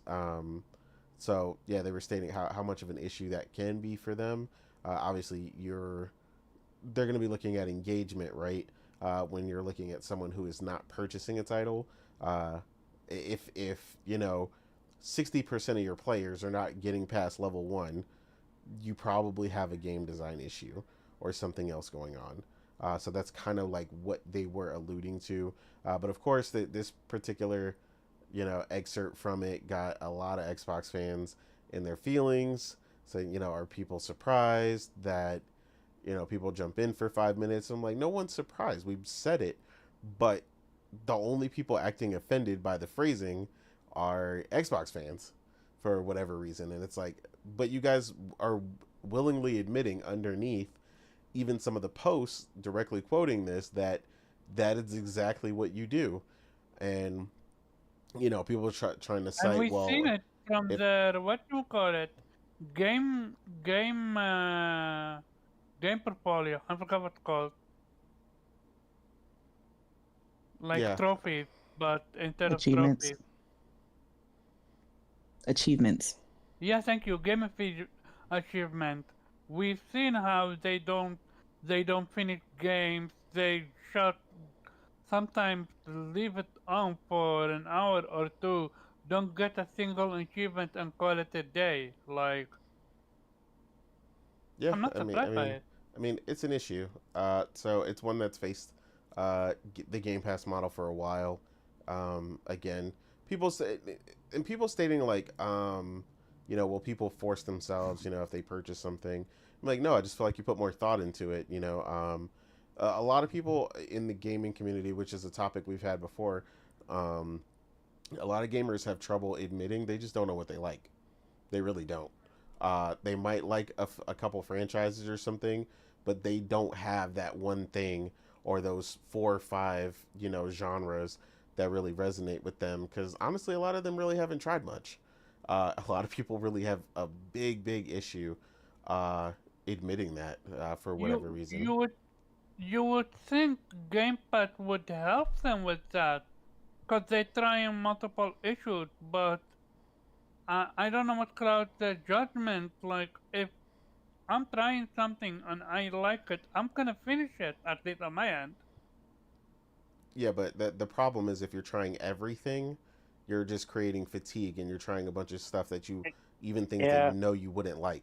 That's not helping anything. I mean, it's really the Netflix effect, like where you exactly are given what I want to say. Yeah, you're given multiple options, so you just kind of dip and dab, and just kind of like, oh, I'll just look at this. This isn't my top recommendation. Let me see what it's about. I'm not really feeling. Let me move on to the next thing. Oh, it's okay. Let me move on to this next show. Let me look at this movie that's coming out. Like, it's like that's what happens when you're just giving a buffet of things. You just kind of sample stuff. But people who buy, it's just, obviously if you're spending money, right, whether it's 20, 50, 70 or whatever, you're buying something with at least the effort that, okay, I am going to play this game. People don't usually spend $70 on games that they don't think they're going to play, right? Like, if you're buying a game, it's usually because that's what you want to play, so you're more thoughtful in what you purchase. So obviously you're more than likely going to finish that game, right? But if you're just given an option, if you're just given multiple options, you're more willing to just try something and then move on, right? Like, okay, it's in Game Pass, it's in PS Plus, I'll try it, it's here, why not? And then you kind of just, you're like, okay, well, it's not for me, I don't really care about this game. And then that's what happens. And I think that's kind of what the Machine Games team was saying. It's like, essentially you're going to be, when your game is in Game Pass day one, you have to be aware of the fact that a lot of people will just be trying your game for the first time who maybe never played a game like this, or don't care for this genre, or were not really looking to play your game, but hey, it's in the service that I already pay for, so let me just try it. And you're going to have a lot of people doing that. And so when you have something like that, when you're in a service like that's why he was saying you have to, it kind of changes the mindset of the developer, because you have to be mindful of trying to get the gamer to pay attention to your game, after they try it for the first 10 minutes. You have to catch them in that first hour, or they're more than likely just going to move on to something else, right? Exactly. So I think that's kind of what the point that he was trying to make, that when you have a big game like that in a subscription service, you are going to have players who weren't initially attracted to your game trying your game, right? Which brings a whole new demographic of gamers. And honestly, like, again, if the people who are offended by this actually like read the article, they'd understand what he was saying. Obviously, journalists are going to use, clickbait lines to get people to, look at the article and read it. There's no really need to get offended by what he said, because what he said was true.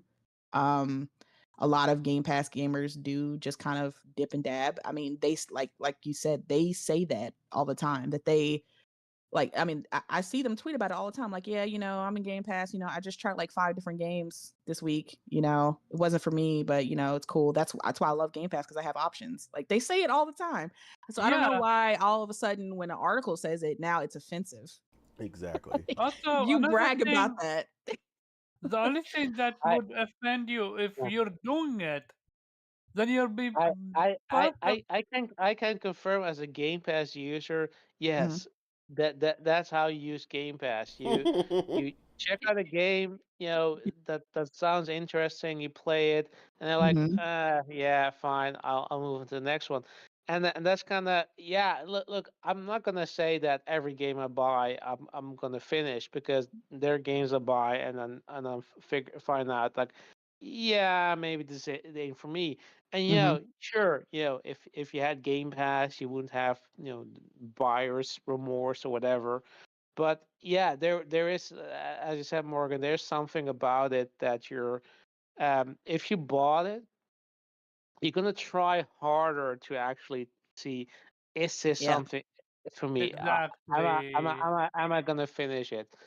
And sort of Game Pass, sort of like any subscription service, sort of commodified gaming.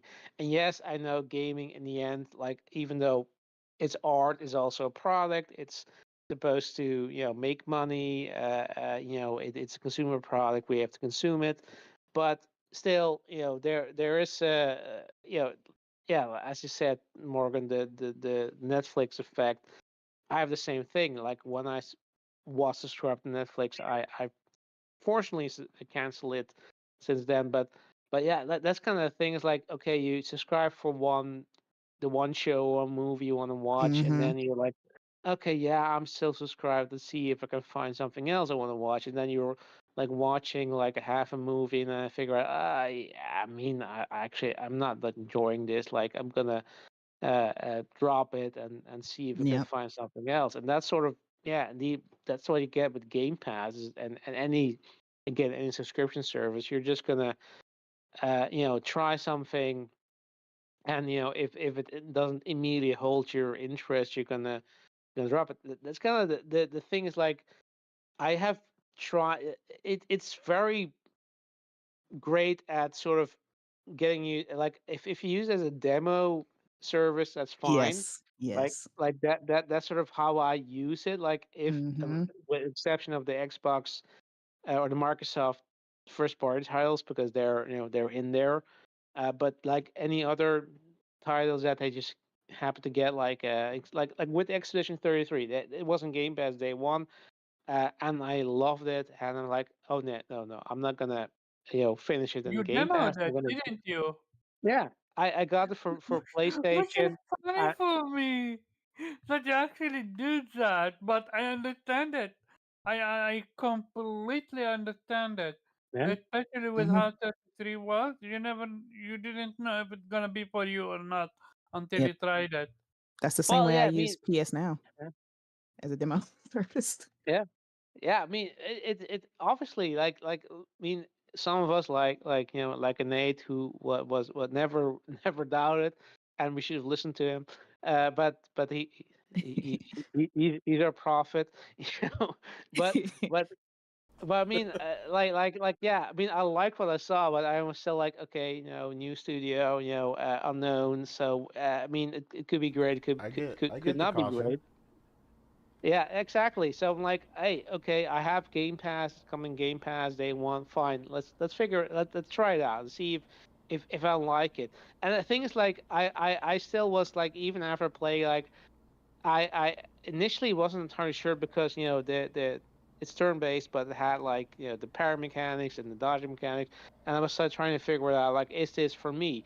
And then sort of the moment happen, what everybody knows. I mean, we're doing a sport podcast. I don't even don't even know why I'm trying to avoid I mean, mentioning it. we did a But spoiler cut, so okay, I got you. exactly. But the thing that happened like in the prologue, like then it's like, wow, this is amazing. Like I have to get this game and just because there's a difference between like if you play them Game Pass, it's like I'm borrowing this game. If you buy it, like I'm owning this game. Like it's Hmm. mine.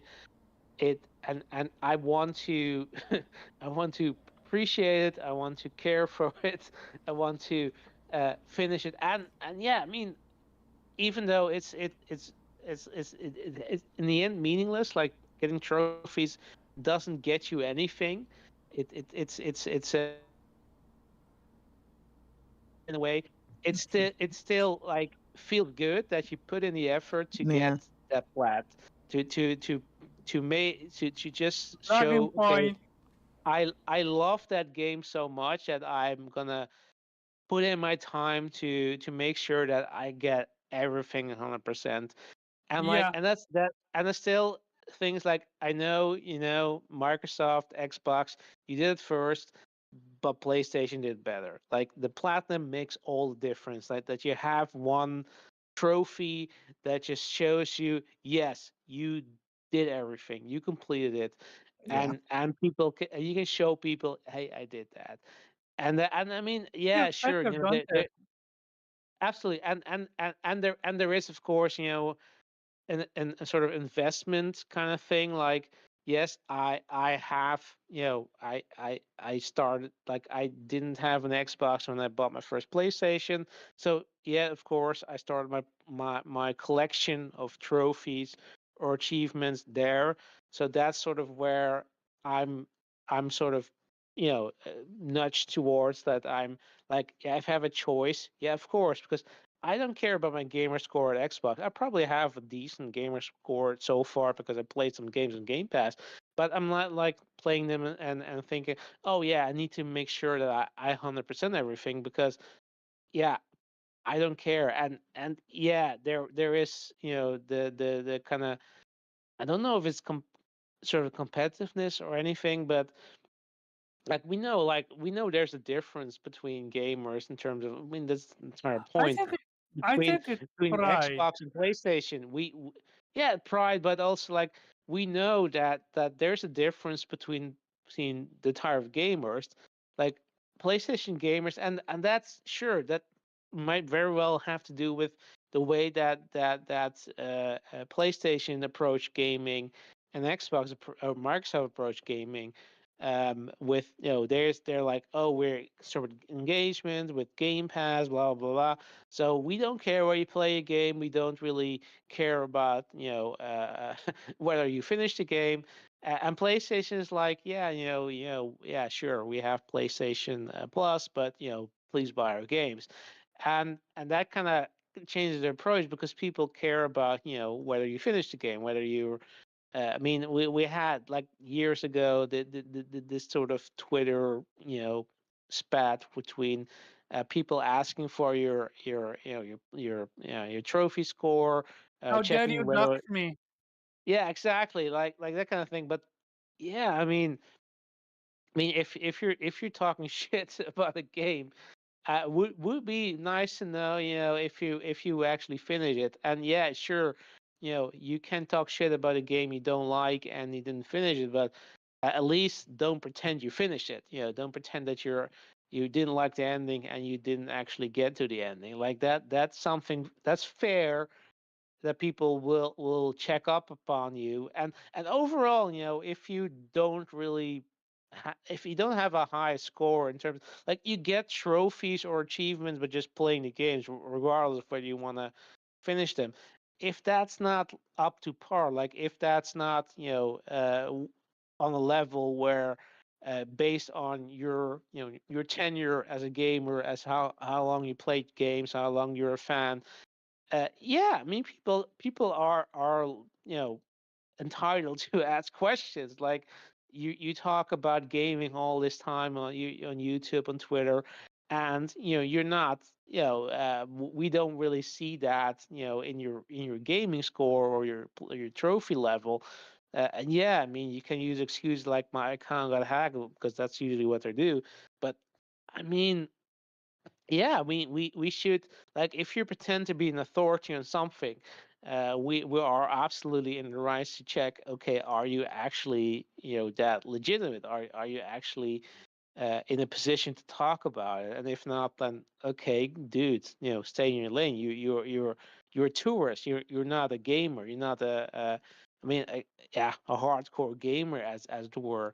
And again, we can debate on what the definition of that is, but I'd say, if you, like us in this podcast, we play games almost daily, or at least we on a regular basis. Like I mean, we have a podcast. We talk about, like, to us, it's important enough that we spend our free time discussing it.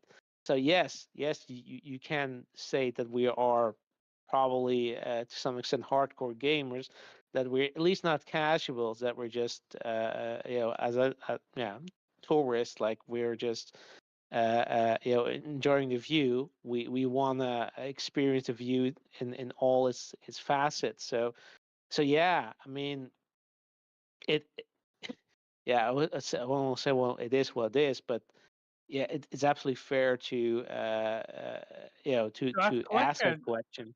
Yeah, exactly. We don't talk the talk, we walk the walk. That's a difference.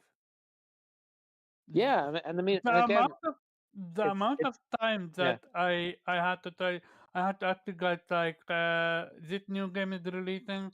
We're all excited about it, and I know most of you don't have that much time to game as you want. Would you rather skip this week's podcast because not a lot of topics to cover? Why not just game? And that's what we did last week. Like, gaming is important to us. Gaming is not just a thing we we put on a card and call it a day. No, not, we live, breathe it. We don't play it competitively, but we're still daily, for the most part, are on it. So yeah, there is level to this. Yeah, I mean, Yeah, yeah, we've said it, pretty yeah. much best when you said, if you claim to be a foremost expert on something, then you know expect people to check on that.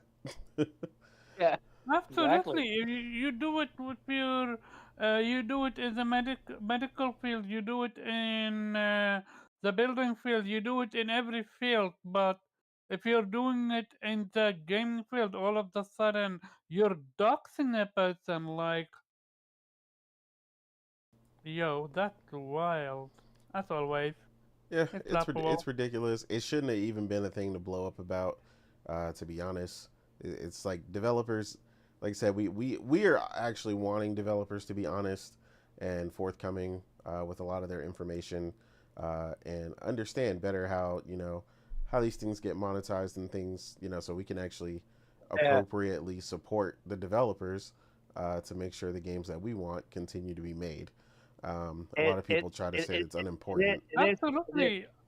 it is funny though that trying to, yeah, I should try tonight to get back to the topic. It is funny though that the main argument that is put forward, that people say, yeah, it's clickbait, it's taken out of context, and yes, of course, there's clickbait because that's what most game media sites do. Hmm. But even if you read the But it's article, still true. it You're it literally the living proof of it. yeah, Not you it's yourself, but in general. even with the context, it doesn't change the story. That's kind of Exactly. the thing is, and yes, I understand that the person who was interviewed didn't intend it as a jab. They're sort of like, yeah, this is sort of the reality we're dealing with, and that's sort of how we have to accommodate. That's how we have to design our games around. But it is still a reality that you have to accept, that that's a result of the strategy that Microsoft has Microsoft went with. chosen, and And that you as a fan, or as a gamer, or as the gaming community that's supporting that, has evolved in. And yeah, that's yeah, that's the way it is, and whether you like it or not. And yeah, that's kind of a choice you have to make here, I guess. Is you know, do you want to be that kind of gamer that's just essentially just almost being, yeah, as I said, a tourist, like you're you're sort of partaking, like you're nibbling, at some you have a smorgasbord, but you're not really engorged, like you're just nibbling on everything, and then leave a lot of leftovers and then move on. Or do you want to be the one, gamer that has, like, okay, cool, but I really enjoy, like I don't know, like a good burger, right? I don't need a smorgasbord, I just want to have a good burger, Yeah. and I want to finish that, and I want to then move on to the next, thing. Next time I want to have, ramen, or Japanese curry, which is one of my favorite pet peeves. Yeah, that's something that's sort of the way, at least I experience. Like, I wanna, and yes, we can juggle between games. So and say, okay, I'm playing multiple games at once, and I don't really feel like being fully having to focus on everything, and I just want to have a casual experience and just put my mind on I had a long day of work or whatever, or been through some personal shit, and I just don't want to think about it. I just want to play something that doesn't require a lot of thinking. Cool, and that's how that's how we are. That's being human. But like, I do want to at least have the intent to pick something up and intend to finish it if I like it, and then go to the next big thing. But not like, okay, yeah, I'm just gonna play 5 minutes of it, and then play something else for 5 minutes, and then say, as Omar would say, call a day, and I say, yeah, I'm a gamer because I played 5 minutes of everything. That's basically just saying I play nothing. That's Exactly. meaningless. Yeah. Yeah, We and have heard it that on would the be podcast the saying tourist it. term, because Hero Down Under was asking, referring what that term was, and like that's the example of what we were talking about. Yeah. Someone who's not really playing, they're not really playing anything. You're around, you want to be a part of the conversation, but you're not really playing shit. That would be a tourist. How many Yeah, times yeah. have we not?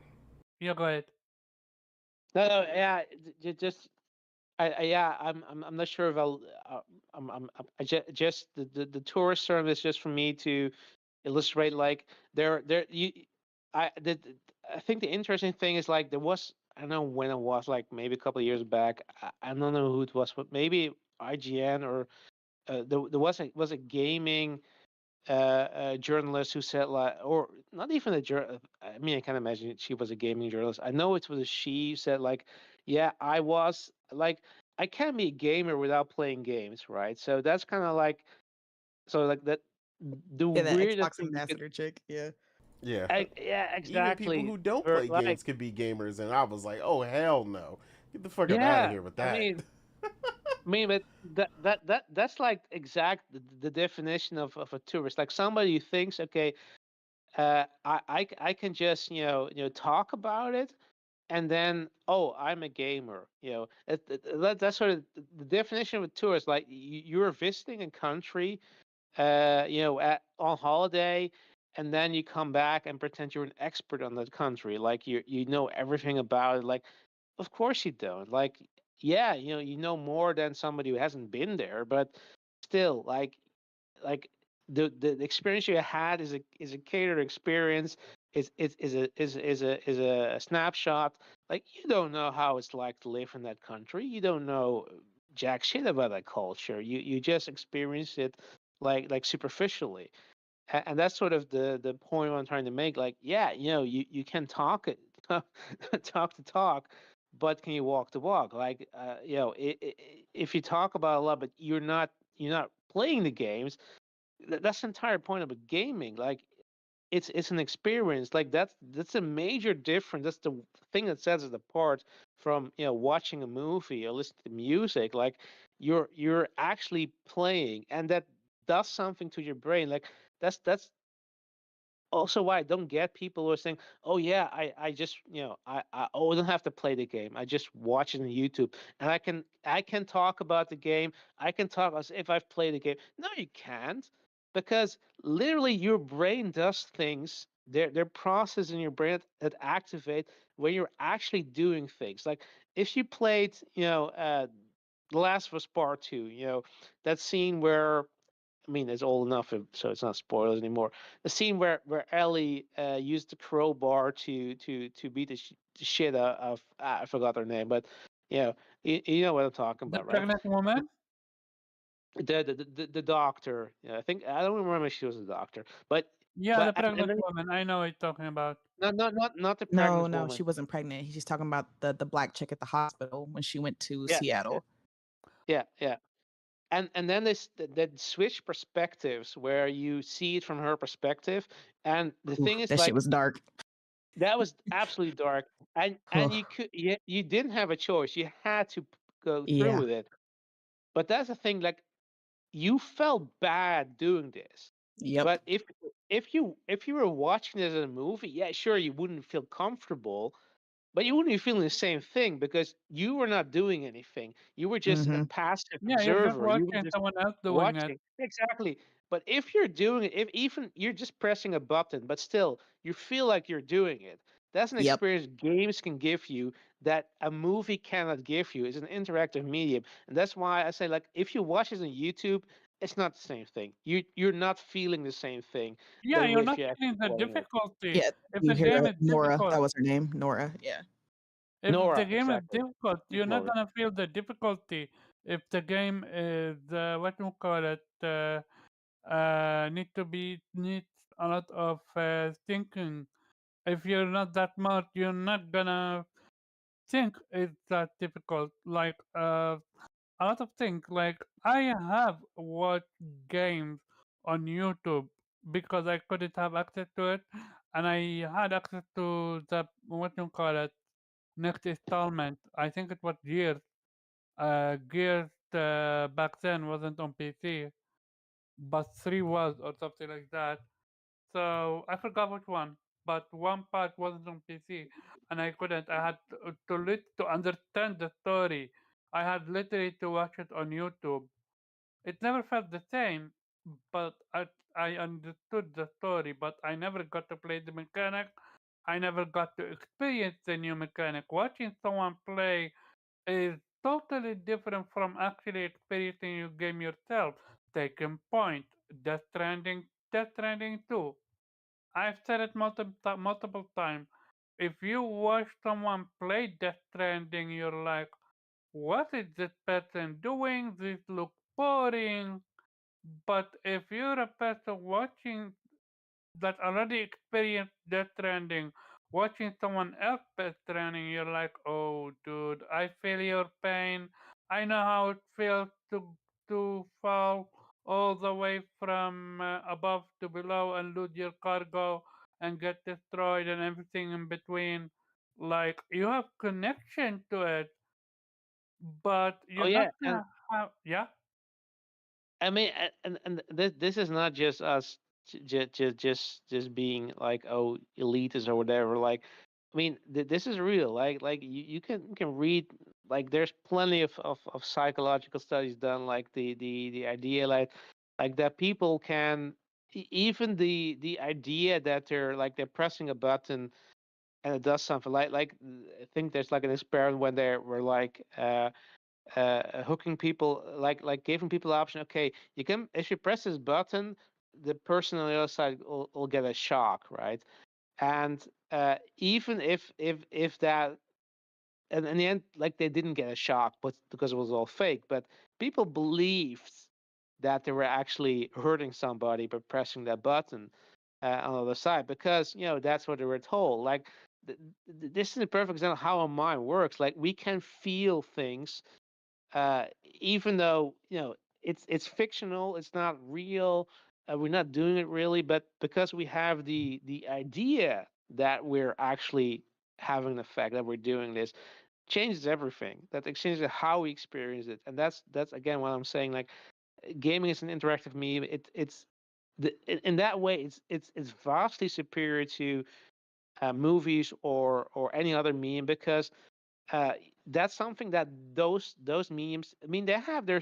Again, I'm not saying that that is better or anything, but in that aspect, like nothing can beat gaming because we can actually we feel things that we can't feel in any other fictional medium other than I guess doing it ourselves. But that's the beauty of it. Like you can experience feelings, emotions, experiences that you can get if you just passively watch it on the screen and you're just eating popcorn and drinking your Coke or whatever, and just passively experience it and maybe check your phone once in a while rather than just actually paying attention, you're playing it, and there's all kind of things, your endorphins, adrenaline, whatever, but yeah, I mean that's the beauty of this medium. That's why I think we, in the end, all love it because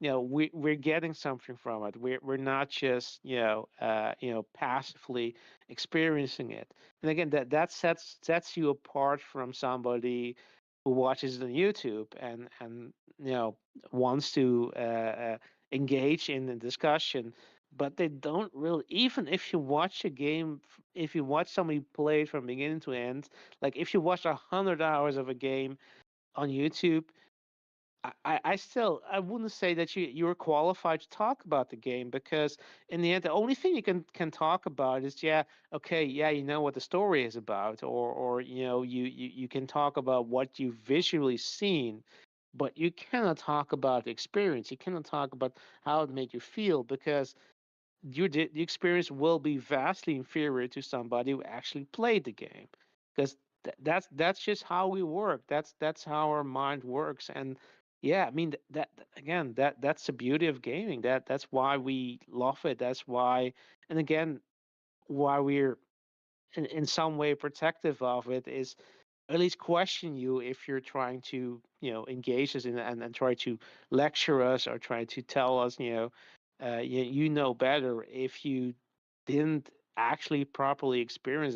That's the thing. Like again, we can always talk about games and you don't necessarily have to I'm not saying we can talk shit about a game that we haven't played if it doesn't look good or if we if it universally panned.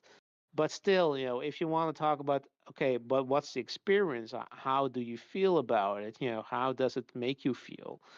Yeah, that Yeah, the I only can way to say it's do not that for is me, right? to play it. But I You can't can say absolutely, it's terrible. absolutely, absolutely, and sure, you can say it doesn't look good. If you generally think it doesn't look good, or you can say, yeah, I mean, I'm not really feeling it, playing it because it's not looking interesting to me and it's not really reviewing well. That's sort of what reviews in a way are like.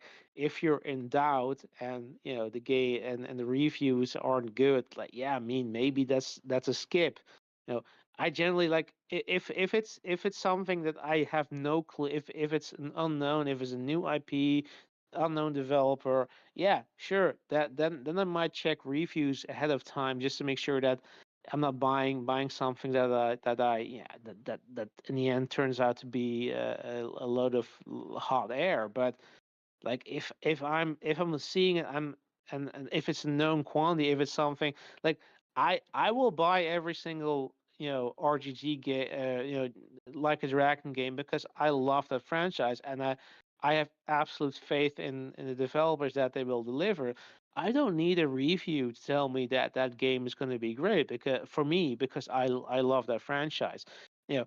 But yeah, if it's something unknown or if I'm unsure about it, sure, that's it's a helpful tool. Again, in the end, you have to make your own opinion. You have to judge. Is this worth my time? That's kind of the thing. Again, what we've talked about, and again, the essence of it all is it's not necessarily about it's worth your money. I mean, sure, money is always is a factor in the end, but at least for me, and with the onslaught of games that has been happening for the last couple of years, even like it's not really the question of money; it's a question of the time that I have, and I want to spend that time, as I say efficiently, or at least as yeah, I want to make the time valuable because spending the time on things that I could do something else, but I choose to do this on gaming, and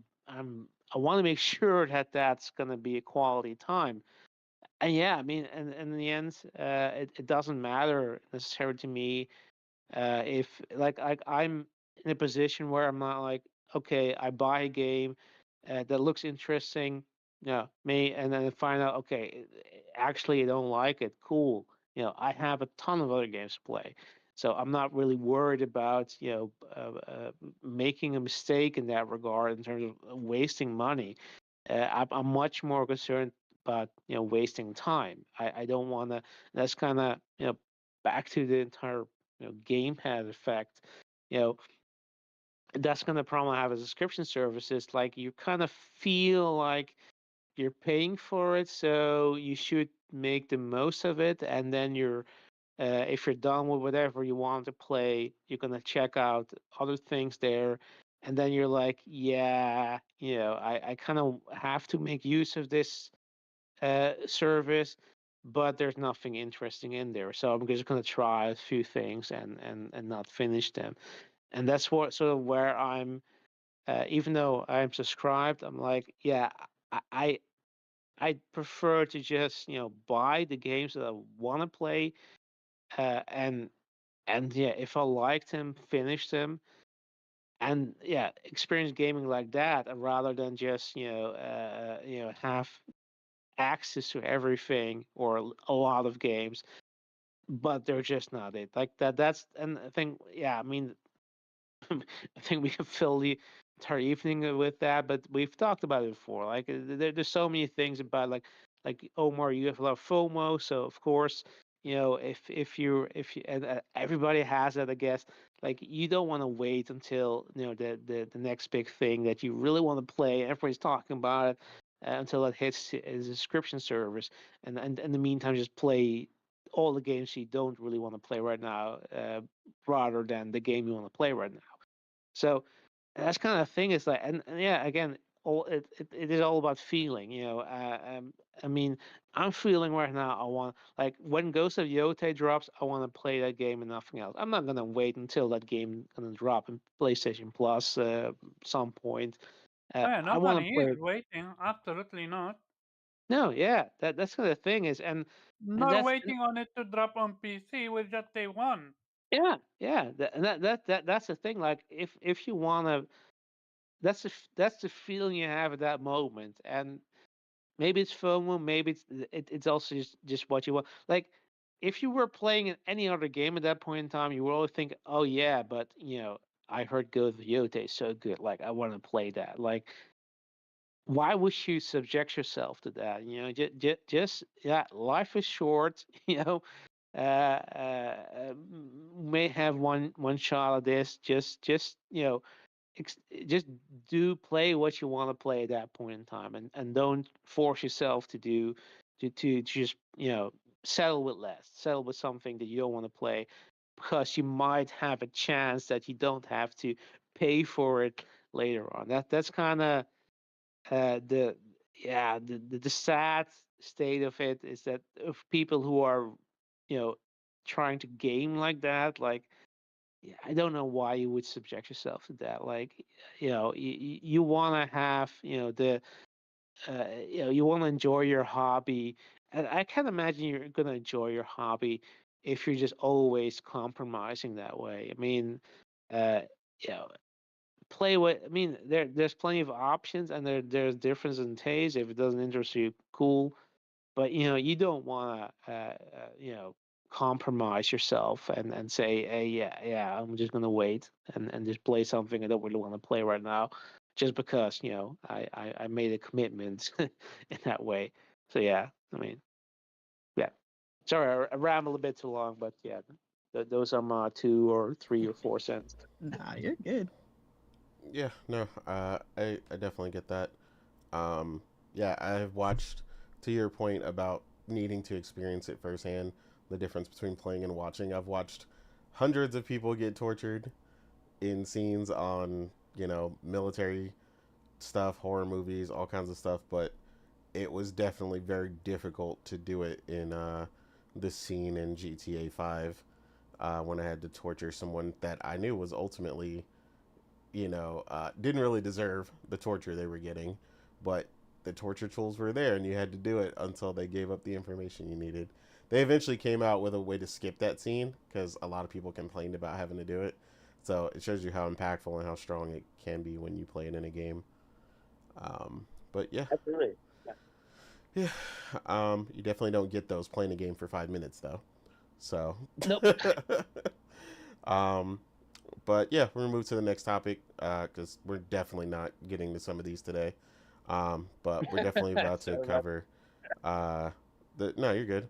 I mean, the point of having all these topics is so we make sure we have enough, and then we usually just end up Yeah, we talking can always anyway. move it to the next week or something. Yeah, No big but deal. yeah. So we're gonna jump to the 007 State of Play. We watched it live, everybody except Omar. I don't know if he got to watch it. If not, tough shit. Wow, nice. But yeah, it was great. They showed it. It definitely made me way more interested in the game. Getting to see that.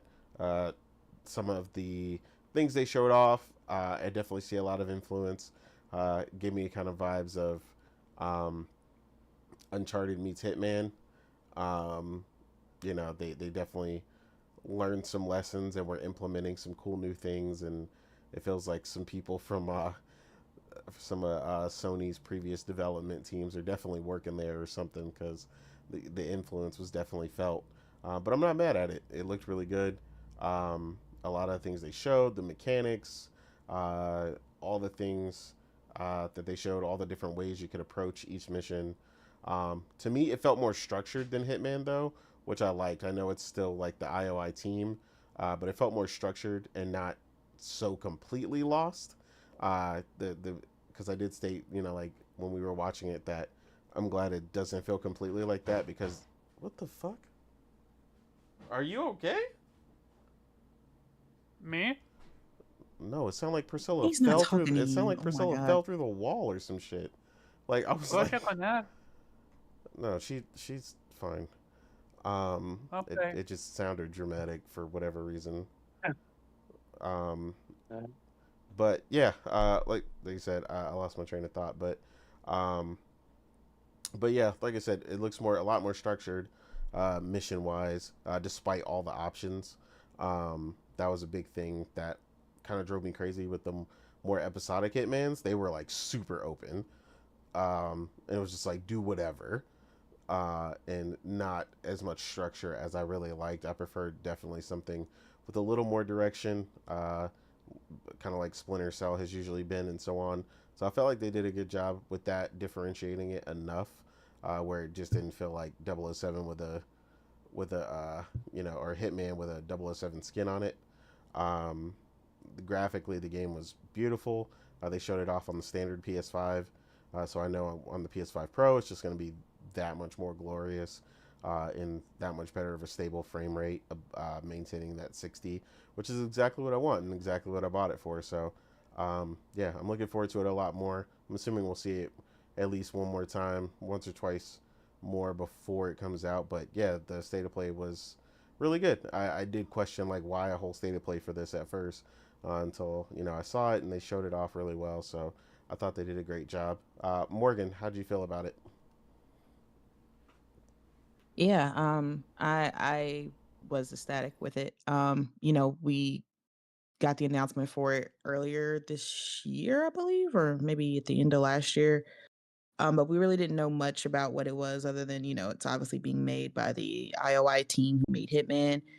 And I enjoy Hitman. I played Hitman 3, really liked it. So when they announced that they were making a James Bond game, I was just like, okay, it kind of fits in the world. Hitman and James Bond, they obviously aren't one for one in the style that they, handle missions, but they do have their similarities. So I was like, if anybody can tackle this type of game, I definitely see IOI Interactive doing it well, and you can see they've incorporated a lot from what they've done with Hitman, and I think that is one of the perks of having your own internal engine, which they're using the Hitman engine, the Glacier engine, and that has a lot of dynamics in the gameplay, which you see in Hitman, where you can tackle missions in multiple different ways, and even within the style of gameplay that you may pick for a mission, you can even switch it up within that. So even if you're going quiet, you can still work through different gadgets and mechanics, and when you go loud, you can still even use those same gadgets and mechanics while having that license to kill. So it looks like it's going to be really good. But it's so funny seeing like the reception on Twitter versus like actual like YouTube comments of gamers, of people who are excited about it. Twitter is just like, oh my god, this looks so generic, This is this why looks you so don't need bad, to listen and to Twitter it's people. I mean, I just find it funny. Yeah. Yeah, I But know you don't in general. it's so funny that gamers are just so like, or I shouldn't even say gamers, just people in general, just so just so jaded about gaming. It's just like you can't even have a cool looking game without people being upset about it. But it is what it is. But the game itself looks like it looks great. Like you were saying, it looks like that perfect mixture of like Uncharted with Hitman. And it's like, it has, like you said, more structure to it. So it's gonna have like a story. It's gonna have, unlike Hitman, which is more of like a sandbox game where you can, you're just put into a environment and you're given a mission and you can go about it like any way you want to, and you just have to make sure you complete the mission, right? There's really not much of a story behind it, but you're getting more of that narrative now, more of a control situation about how you have to approach it. I do like that aspect of it. I'm a big James Bond fan, so the fact that we're kind of getting like almost like an origin story for James Bond is very interesting, which is why I also laugh at some of the people in the comments. They were like, James Bond would never do this, he would never do that, he would never do this, and I'm like, okay, y'all do understand what an origin story is, correct? Like obviously he's not going to be doing the same things that a 40-year-old James Bond, who is a experienced veteran, right, who's been 007 for like decades now, he's obviously not going to be on that same level. So yes, he has to learn. It's going to be a learning curve for him, and he's going to get into becoming the 007, right? I mean, even in the demo that we saw, he wasn't even supposed to be in the building, right? His job was to just drive the other agents to the mission and basically watch the car, right? But he decided to do what James Bond always does, which is not listen to anyone and do his own thing and go in there and, try to prove himself and prove, he's a valuable asset to MI6 and all that.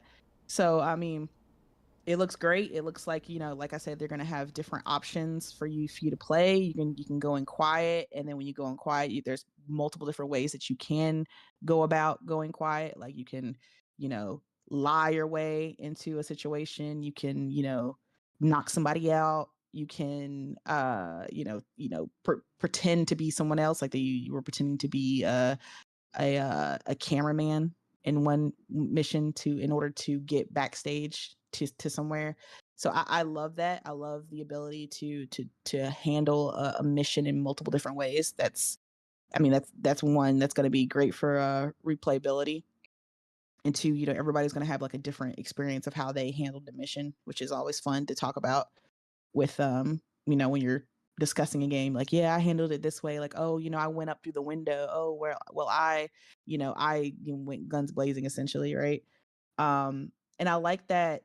Even with the mechanic, like when you're lying your way through a situation, I like that you can't lie to everybody. Obviously, if you're trying to lie to someone who is like the head of security detail, he's obviously going to know that you don't work for him, right? You can't lie and be like, yeah, I'm part of the security, and he's like, I hired all the security and I don't remember you. Like, So you can't lie to him, but you can lie to like the underlings. They aren't aware, right? So the fact that you can like, essentially like knock out the main guy or distract the head boss, but then go into the room and just lie to the underlings, like, yeah, I'm part of security. We believe the guy we're looking for has infiltrated the building, so you guys need to go to the next room because we think he's over there. And they were like, oh yeah. And that's the thing about James Bond, he's so confident in his lies that people just believe it. Like, he's just, like that in the demo where he basically just jumped through the window like unprovoked and scared like the maid and the butler, and he was just like, oh, I'm the penetration specialist, I'm here to like test the vulnerabilities, I need to have a talk with the manager. And they were just like, oh yeah, that sounds all right, yeah, cool, glad to have you on the team. It's like you just believe that, like They really like did, though. that's how confident James Bond is. He's so smooth with his lies, like it just sounds correct when it comes out of his mouth that you just believe it. You're just like, okay, yeah, that sounds, yeah, I remember us talking about that in the meeting this morning. Yeah, that sounds about right. But yeah, I can't wait for all that to be implemented together. It looks like we're gonna have a lot of cool different gadgets, and apparently like the team is like, they're really big fans of James Bond, and this is an original story from them, and apparently they had a lot of creative freedom when it comes to James Bond, like a lot of IPs that are like owned by big studios, and I think James Bond's owned by like MGM or something like that. When they're owned, there's usually like a lot of parameters put onto it. Like, if you get IP from like Disney or Marvel, there's like a lot of parameters that you have to follow. You can make your own story, but it has to be situated in a way that follows certain rules about that character, right? But they said that they had a lot of freedom in the way they could. And, obviously he has to be 007. He can't be like 008 or whatever. But other than that, like, they had a lot of freedom in what they could do with him and his story. And they said they put a lot of passion into it. Like they, with his iconic Aston Martin car, they actually went out and like recorded sounds from an actual Aston Martin to put into the game, not just like generic car sounds. Like they went out and recorded stuff, like all of everything that you see in the game. It's not going to be like a lot of games that do like off-brand off-brand brands, like they'll fake, like it won't be like a Rolex, it'll be like a Folex or something, but they put like all the real brands that are known with James Bond into the game. Like they made deals with Aston Martin and I forgot the watch brand that he uses, but the specific watch brand that he has, they made a deal with them to have hit in the game too.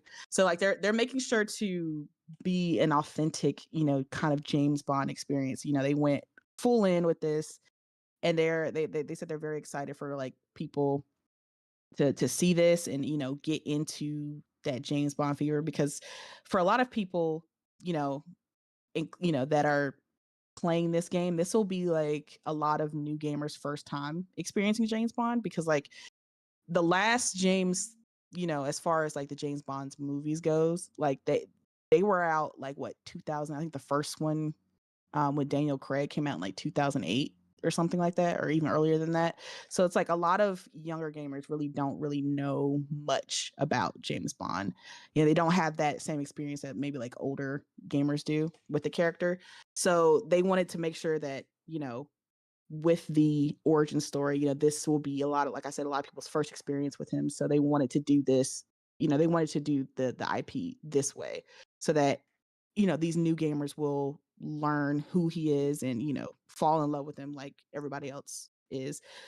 So yeah, but as far as like the gameplay mechanics, it looks really great. The versatility of it, like I said, the versatility of Hitman with, that narrative big bang action of Uncharted, it sounds like an absolute win for me. This day one, I'm excited to play. I want to see more.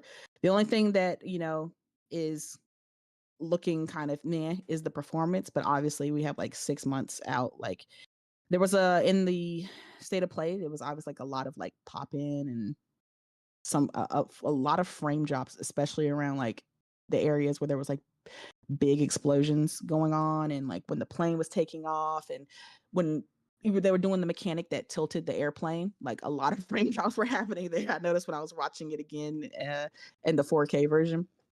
But like I said, they still have 6 months, so there's like optimization usually happens like the last few months of game development anyway.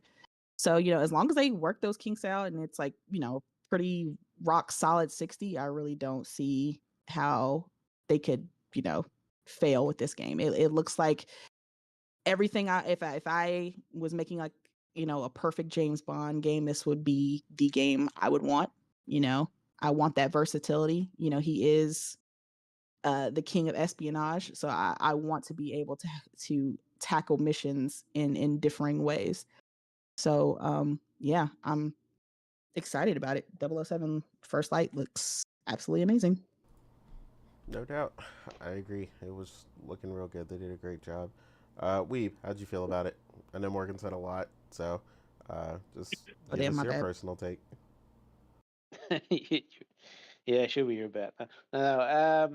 Yeah, I mean, the moment it was announced, I was also intrigued because I love, also love the James Bond franchise. I mean, I've watched all the movies, and yeah, I mean, yeah, I mean, and GoldenEye 007, the N64 game, is still one of my favorite games of all time. So yeah, I mean, I think that this might even be doing justice to James Bond more than GoldenEye did in the sense that it's not a straight up shooter. You can you use subterfuge, you use your guile, your charm to get your way through situations. And yeah, it's very interesting to play as a younger James Bond because it feels like you're also able to make mistakes, right? Like the real James Bond, the ones would not make mistakes, but this version would, and yeah, I mean it looked good, like it absolutely looked gorgeous, and yeah, I kind of with you, Nate, that I'm the way that the Hitman series sort of has evolved in is that yeah, there are maybe too many options for me to fully appreciate, because the thing is, like, I'm one of those gamers who researched a lot. Like when I if there's a game that I think, oh yeah, I probably want to try to plat this game. Do research, okay, what do you need to do to get the plat without have to play it too many times. Um, so that's kind of thing is like I would imagine that if it was too open ended, that I would waste too much time just trying to figure out, okay, what's the optimum strategy? And I know maybe if there's more ways and go through it, I'm like, okay, but what will be then my strategy? Because what would be, because if it's not, if there's no sort of obvious one option that's better than anything else, then I would go for, okay, what fits most with my character. So yeah, I mean that's kind of that's how I'm wired. So that would be would sort of paralyze me in the sense that I don't know what choice I would make, and I kind of like that there is a more linear approach to this. It's not about taking out your target, whatever means necessary. There is there's an ongoing story there. There's a goal, and yeah, you have multiple options to get there. So yeah, I like that sort of more focus, application of the Hitman formula. So yeah, definitely like what I saw. Yeah, I think I'm gonna get this game, day one, and unless there's something I really want to play, uh, more at the time, like yeah, no, if the next RGD game is gonna come out at the same time, yeah, sorry, James Bond, you got to take a back seat there. But other than that, like yeah, I mean that I'm excited, so I can understand why they did a state of play for this, because it's definitely one of the more interesting games that that they've announced that's going to come out, in the near future. So yeah. Absolutely. Omar, I don't know if you got to watch it. If you didn't, it's fine. You don't have to comment. No, I didn't watch it, but from what I'm hearing, I'm excited, and the only reason is because it's an origin story. Like, this literally reminding me of what Insomniac did with uh, Marvel Spider-Man. They went with their origin story. They created a They total have an origin different. story, sir.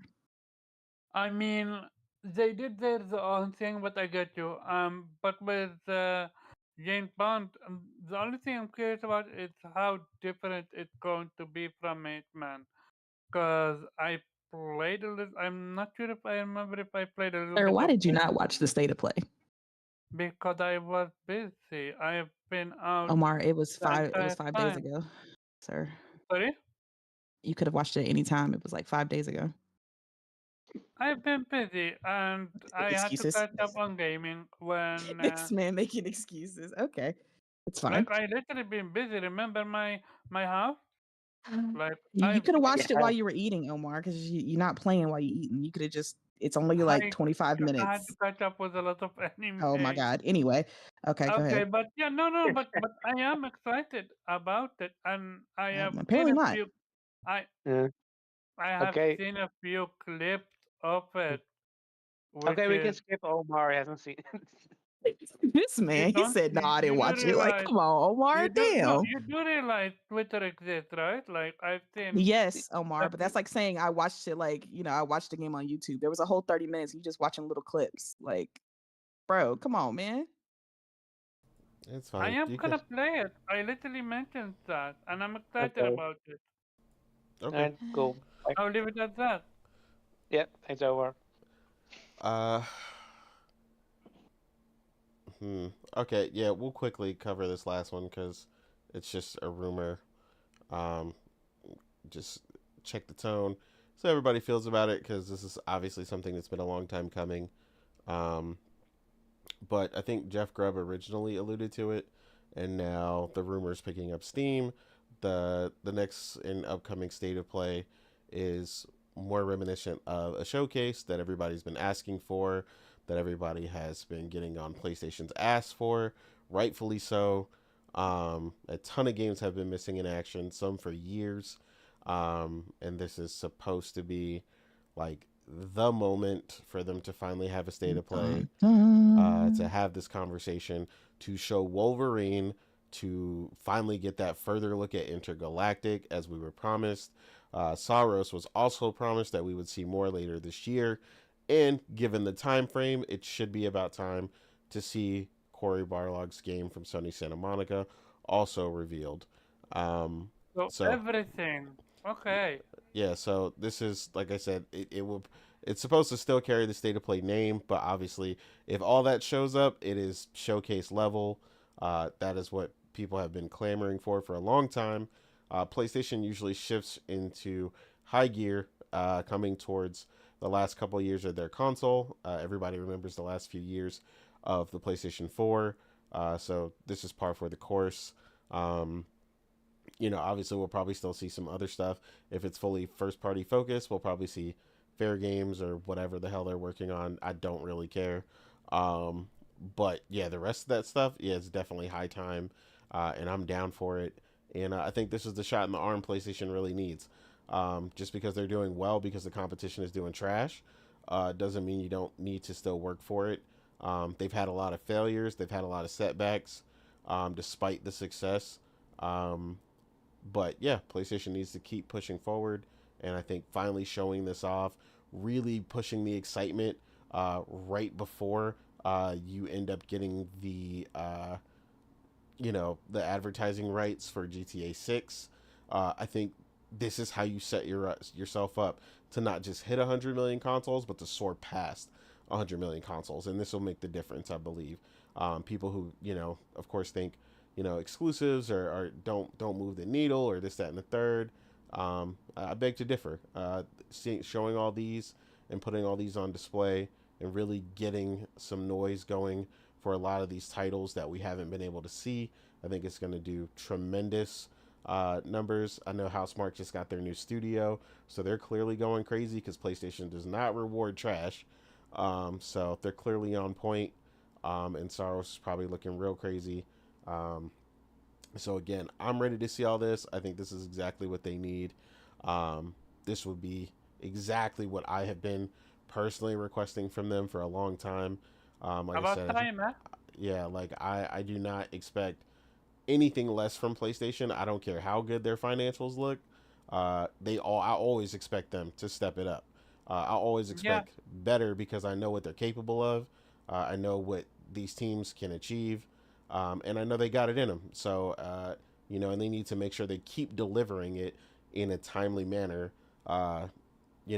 Just because your competition is fumbling doesn't mean you get to. So yeah, so hopefully this is the case, and like I said, this would be something I'd be extremely excited for.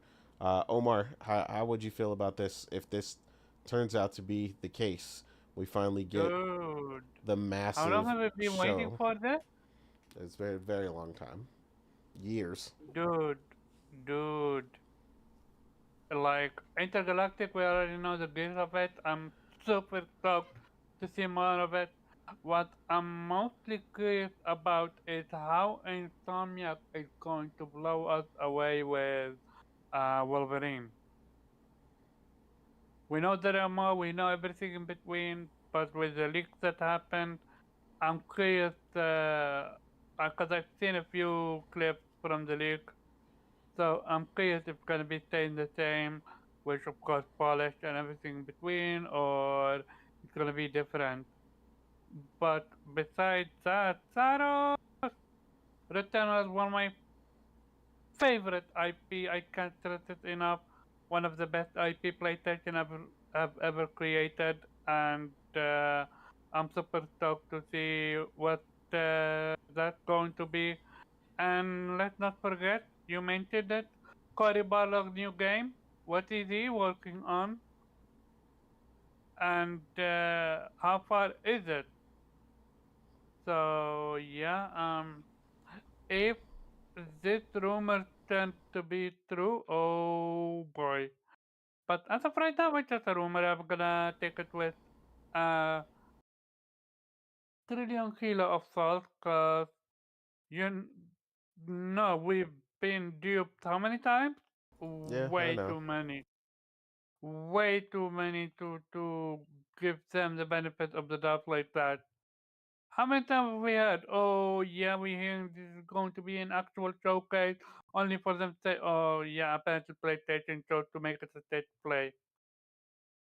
So we just had a state of play for what you call James Bond. It's time for uh, the man of the hour to step in and showcasing for us what is PlayStation working on. Like it's been a long minute. What, 2 years or something? I genuinely forgot when was the last actual first party showcase Yeah, it's been a little that over 2 years. blew us away. Either at the reveal or something later when they revealed what we call it, God of War and also Horizon Forbidden West, another around that time. So yeah, PlayStation. I'm gonna take it with a grain of salt. I don't want to get my hopes up. You Well, get it. this isn't about whether you believe it or not. This is how do you feel if this was the case. Um, We're um, but this isn't a false flag. We're saying this is it, and then you how do you know feel me. about it if Like this is it? I'm gonna make sure that you're streaming it. Heck, because I need that shit in my vein right now. As much as I Exactly. love gaming, I love watching what I'm getting. Like I want to know what the platform that I have invested in, not the most, but like uh, as platform holders the most. I want to see what are you working on. Don't teaser me, gameplay me.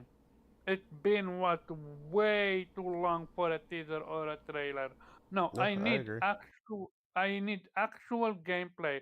Okay, if it's a clip of 10 what we call it 1 minute gameplay, I'm cool with that. At least we get a gist of what we're getting. I don't want a teaser. I don't want a CGI trailer, and I'm okay with trailer with gameplay. Otherwise, just feed me gameplay. Agreed. Yeah, hopefully this also, I mean, this could also be a chance for them to show off some of their project games as well if this really goes first party, because they usually include Yeah, like some of the we hero project initiatives. We might even get yeah. a release date for Phantom Blade Zero, so Oh yeah, and again, one last thing. We have watched Microsoft how many showcases? Well, PlayStation always kept it as state of play. It's like, step the fuck up, PlayStation. I know Microsoft is not they don't count as competition, but that doesn't mean you should be resting on your laurel. Like, we are your gamers. Feed us. yeah, agreed. Weeb, how you feeling about this? If this is it, this is 100% the case. If we're saying that, how are you feeling? Is this what PlayStation needs to set the tone for the rest of this generation? How are you feeling about this?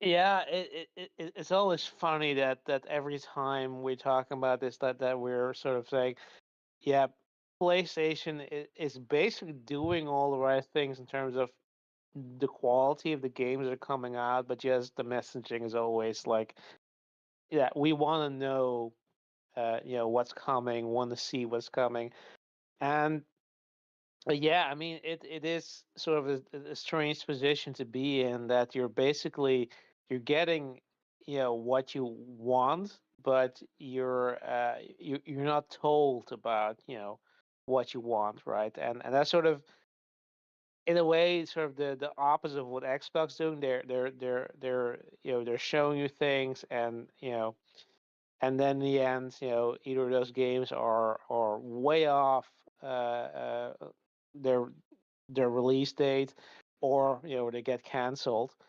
Um, and you kind of yeah, it's kind of strange where you kind of logically you would think, yeah, I mean it's better to just not show anything, and just announce the game when it's gonna come soon, and there's no doubt about the game getting canceled or whatever. But on the other hand, like you kind of wanna see things, you wanna be able to experience the hype. You want to know what you're can look forward to, get excited about. And yeah, I mean, I definitely think that since E3 is gone and COVID or whatever, the PlayStation has a sort of struggling to generate that hype even though they can with the quality of the games by itself, but they have difficulty getting uh, you know basically generating a hype by their messaging, by their trailers, by their showcases, because they didn't really have any showcase. They just have these set of plays, and they're gonna hit a miss. Like some are absolutely fantastic, and some are, a lot of them are basically, yeah, this could have been a trailer. This could have been a YouTube video. You didn't need to do a showcase for this. Um, so yeah, I mean, I'm if this is gonna make uh you know it's gonna make what they promise come through, if this is gonna show all the things that they have cooking. And yeah, I mean, the PlayStation has of course a problem that they want to jump on that games as a service hype, and that's sort of their biggest handicap, because they keep in one way, yeah, they sort of they made their bed, and they have to have to sleep in it right now, because they're gonna have to promote those games, because that's the entire point. People need to be excited, but people need to play those games. You need to have players to sustain those games, and that's kind of the problem. Is that yeah, we don't really want those games. We're not waiting for those games, and that's kind of yeah the struggle, I guess, because they need. I get why they're doing this, but maybe they also don't quite realize that might be not be your audience. Like the people who are watching those showcases are the people who love, the single player IPs that PlayStation has, the games that they produce, the narrative driven, high quality, movie like experiences that they have. They're not waiting for another Fortnite or another Destiny. There are definitely those gamers, but I don't think that the majority of people who are tuning in are waiting for those announcements or those gameplay trailers or sections or deep dives or whatever. I think that's sort of. I hope that they understand that, and I look. I'm pretty sure that they're not gonna leave the opportunity to whatever they have cooking or whatever they've already they might show something, a marathon or that Haven game, whatever. I mean, I completely forgot what the title is. But I hope the main focus is on their single player first party titles. And yeah, I mean, there's absolutely a lot to be excited about. I mean, we haven't seen anything of Wolverine since that CGI reveal trailer. So it's about time that they announce it or show us something about that. It's I love to see more of Intergalactic. Well, I want to say Interstellar, and yeah, Star Wars also looks great. Yeah, I mean, and I don't know, like maybe let us maybe give us a sneak peek at like what Cory Barlog is doing, but also maybe Blue Point is doing because we haven't heard about them for a long time. And maybe there's something that they're keeping under wraps and we haven't heard anything about, like something that will blow us away, something that we didn't even know we needed. um, yeah, I mean, there's plenty to be excited about. I will temper my expectations, as in, it's probably gonna be good, but not. If you're gonna be too hyped for it, it's probably gonna disappoint you. Uh, but in the end,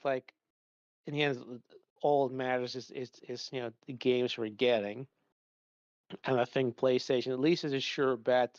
The way that if they announce something, it's very likely that's going to come out anytime soon, in the quality that we're expecting it to be. And yeah, I mean, there's plenty to be excited about. I mean, there's and yeah, if any of the rumors are true and not just for the state of play, but what we've heard, that yeah, next year is could be potentially crazy with the titles are going to release. So yeah, there's absolutely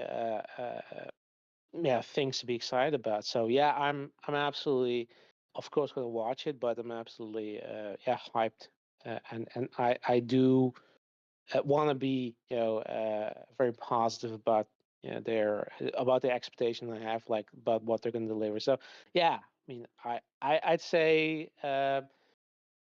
It's probably not going to be as good as some people have hoped it to be, but I definitely am more excited about this than any of them showcases or the save plays they've announced so far. So yeah, I'm going to be cautiously optimistic. Understandable. And last but not least, here, Morgan, how you feeling about it, ma'am? Too many people are excited about it, so this shit is about to be utter trash. It's gonna be like 2 single player games. The rest are gonna Oh, be live man. service or gotcha. More They're gonna announce games. going PC day and date, and then they're gonna announce the next game Oh, going to Xbox. they're That's right. betrayal. They're gonna tell us that 2 or 3 other studios are now focusing on live service games. 2 of the internal studios are focusing on live service.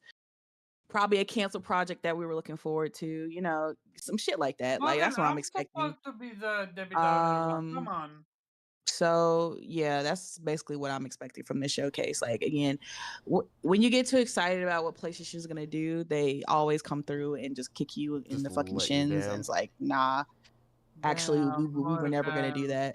that. So I'm not expecting much. If we even get a show at that. But yeah, I'm expecting for shit to be mid as per usual. With maybe that, you know, one last thing that they always do, right? Where it's gonna be something pretty cool. But that's basically it. That's the only good thing about the show.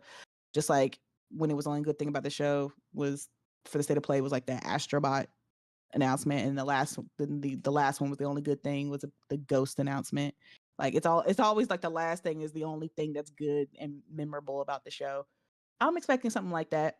You know, them going full force on Marathon and be like, yeah, look, guys, we really didn't fix anything, but we're gonna release it anyway. Them going full force with Fair Games, like, hey, this is the game you didn't want. It's coming out next month.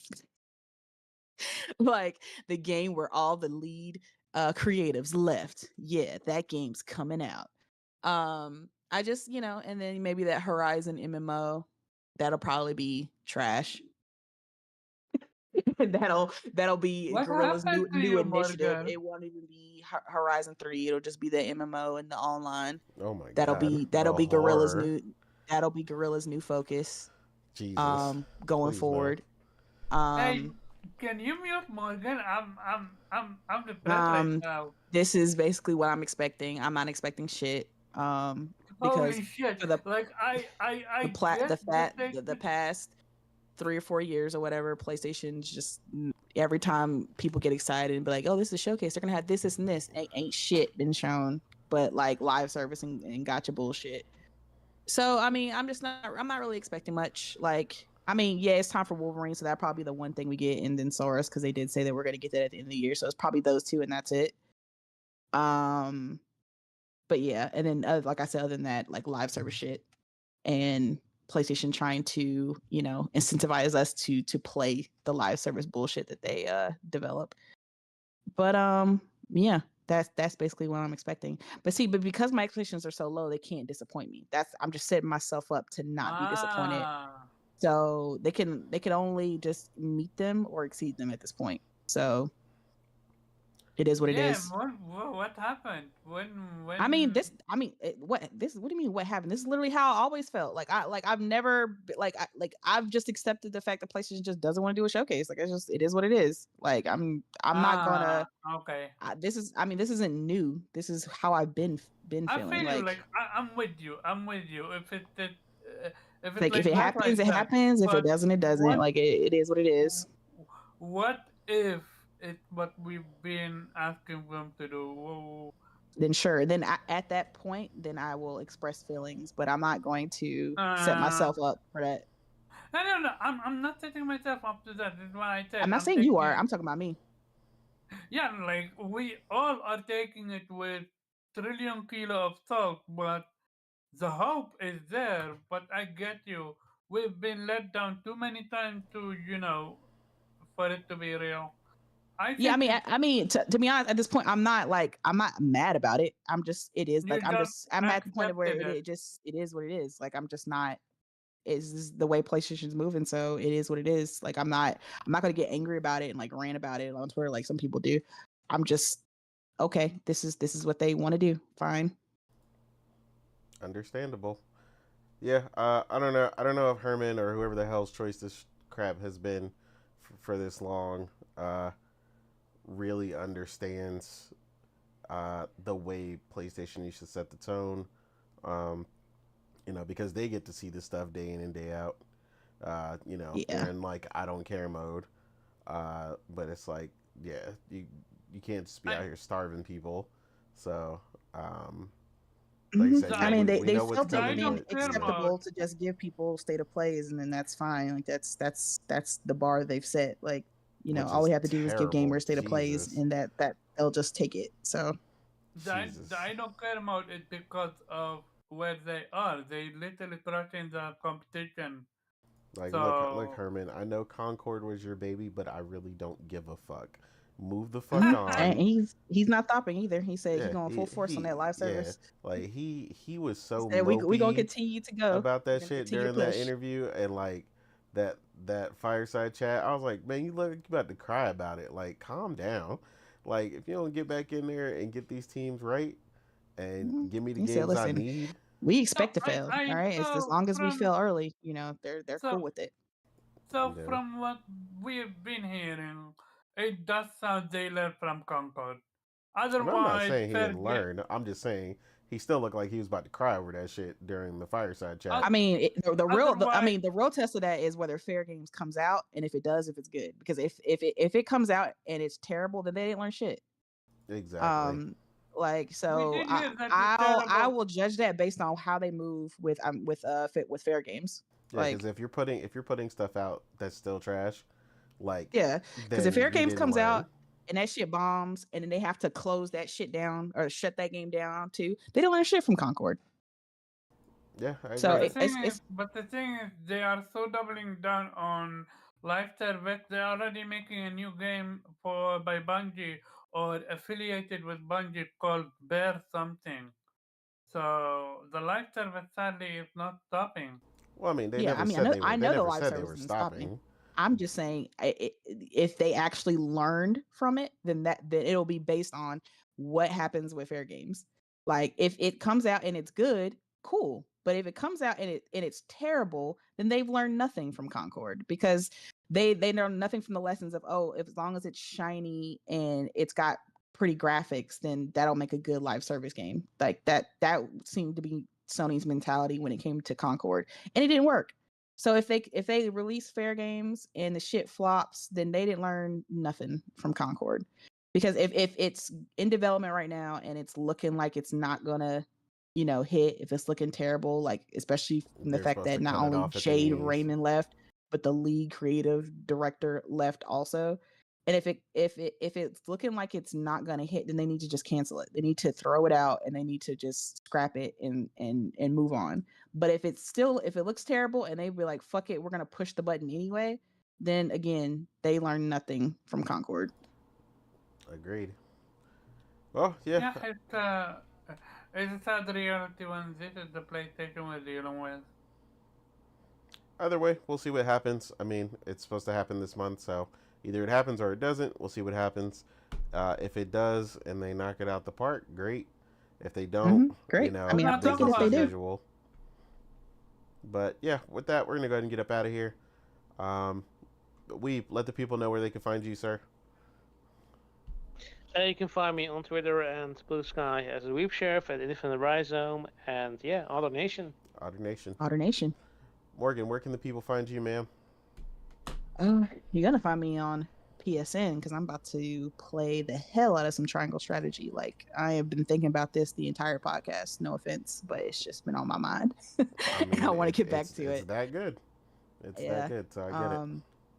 Yeah, but you also can find me on Twitter at Chill Bandit, and great discussion as always. Always having fun talking gaming with you guys, because real gamers talking about games is always fun. So hopefully we'll have some great positive news to talk about next week, more about games and gaming. But yeah, thank you all for joining us, and see you next Saturday. Otter Nation. Otter Nation. Otter Nation. And Omar, where can the people find you, sir? So shout out to everyone that came through. Hit that like button, share the stream out. You can find me at Carbon_Jab on Twitter, and Vitamin G podcast every Monday 8 p.m. Eastern Standard Time. See you next week. Great show, and yeah, play your game. Yep. And as for me, I'm your host, Innate, also known as the Real Innate, on Twitter and Blue Sky. Yeah, a lot of games to be playing, so there's zero excuse not to be playing something right now. If you are a gamer, if you are tuned into this show, I hope that you are playing something. But I also know it seems to be a busy time of the year. I see a lot of people saying they're really busy with work and stuff like that too. So as long as you're staying busy, staying productive, it's all good. Get to the games when you can.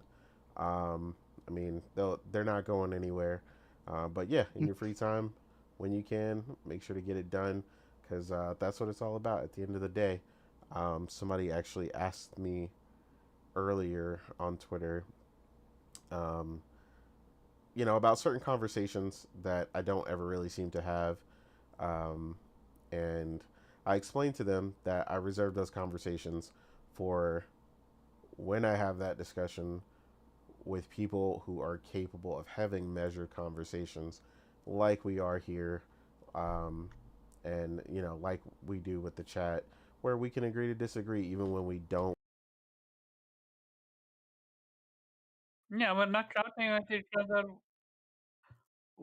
We're not shouting at each other. We're not talking over each other. We're being Oh, respectful. sorry, No, I was muted. That was my fault. Um, really? yeah, but yeah, I was not to y'all. I was muted to the stream, so that's my fault. Man.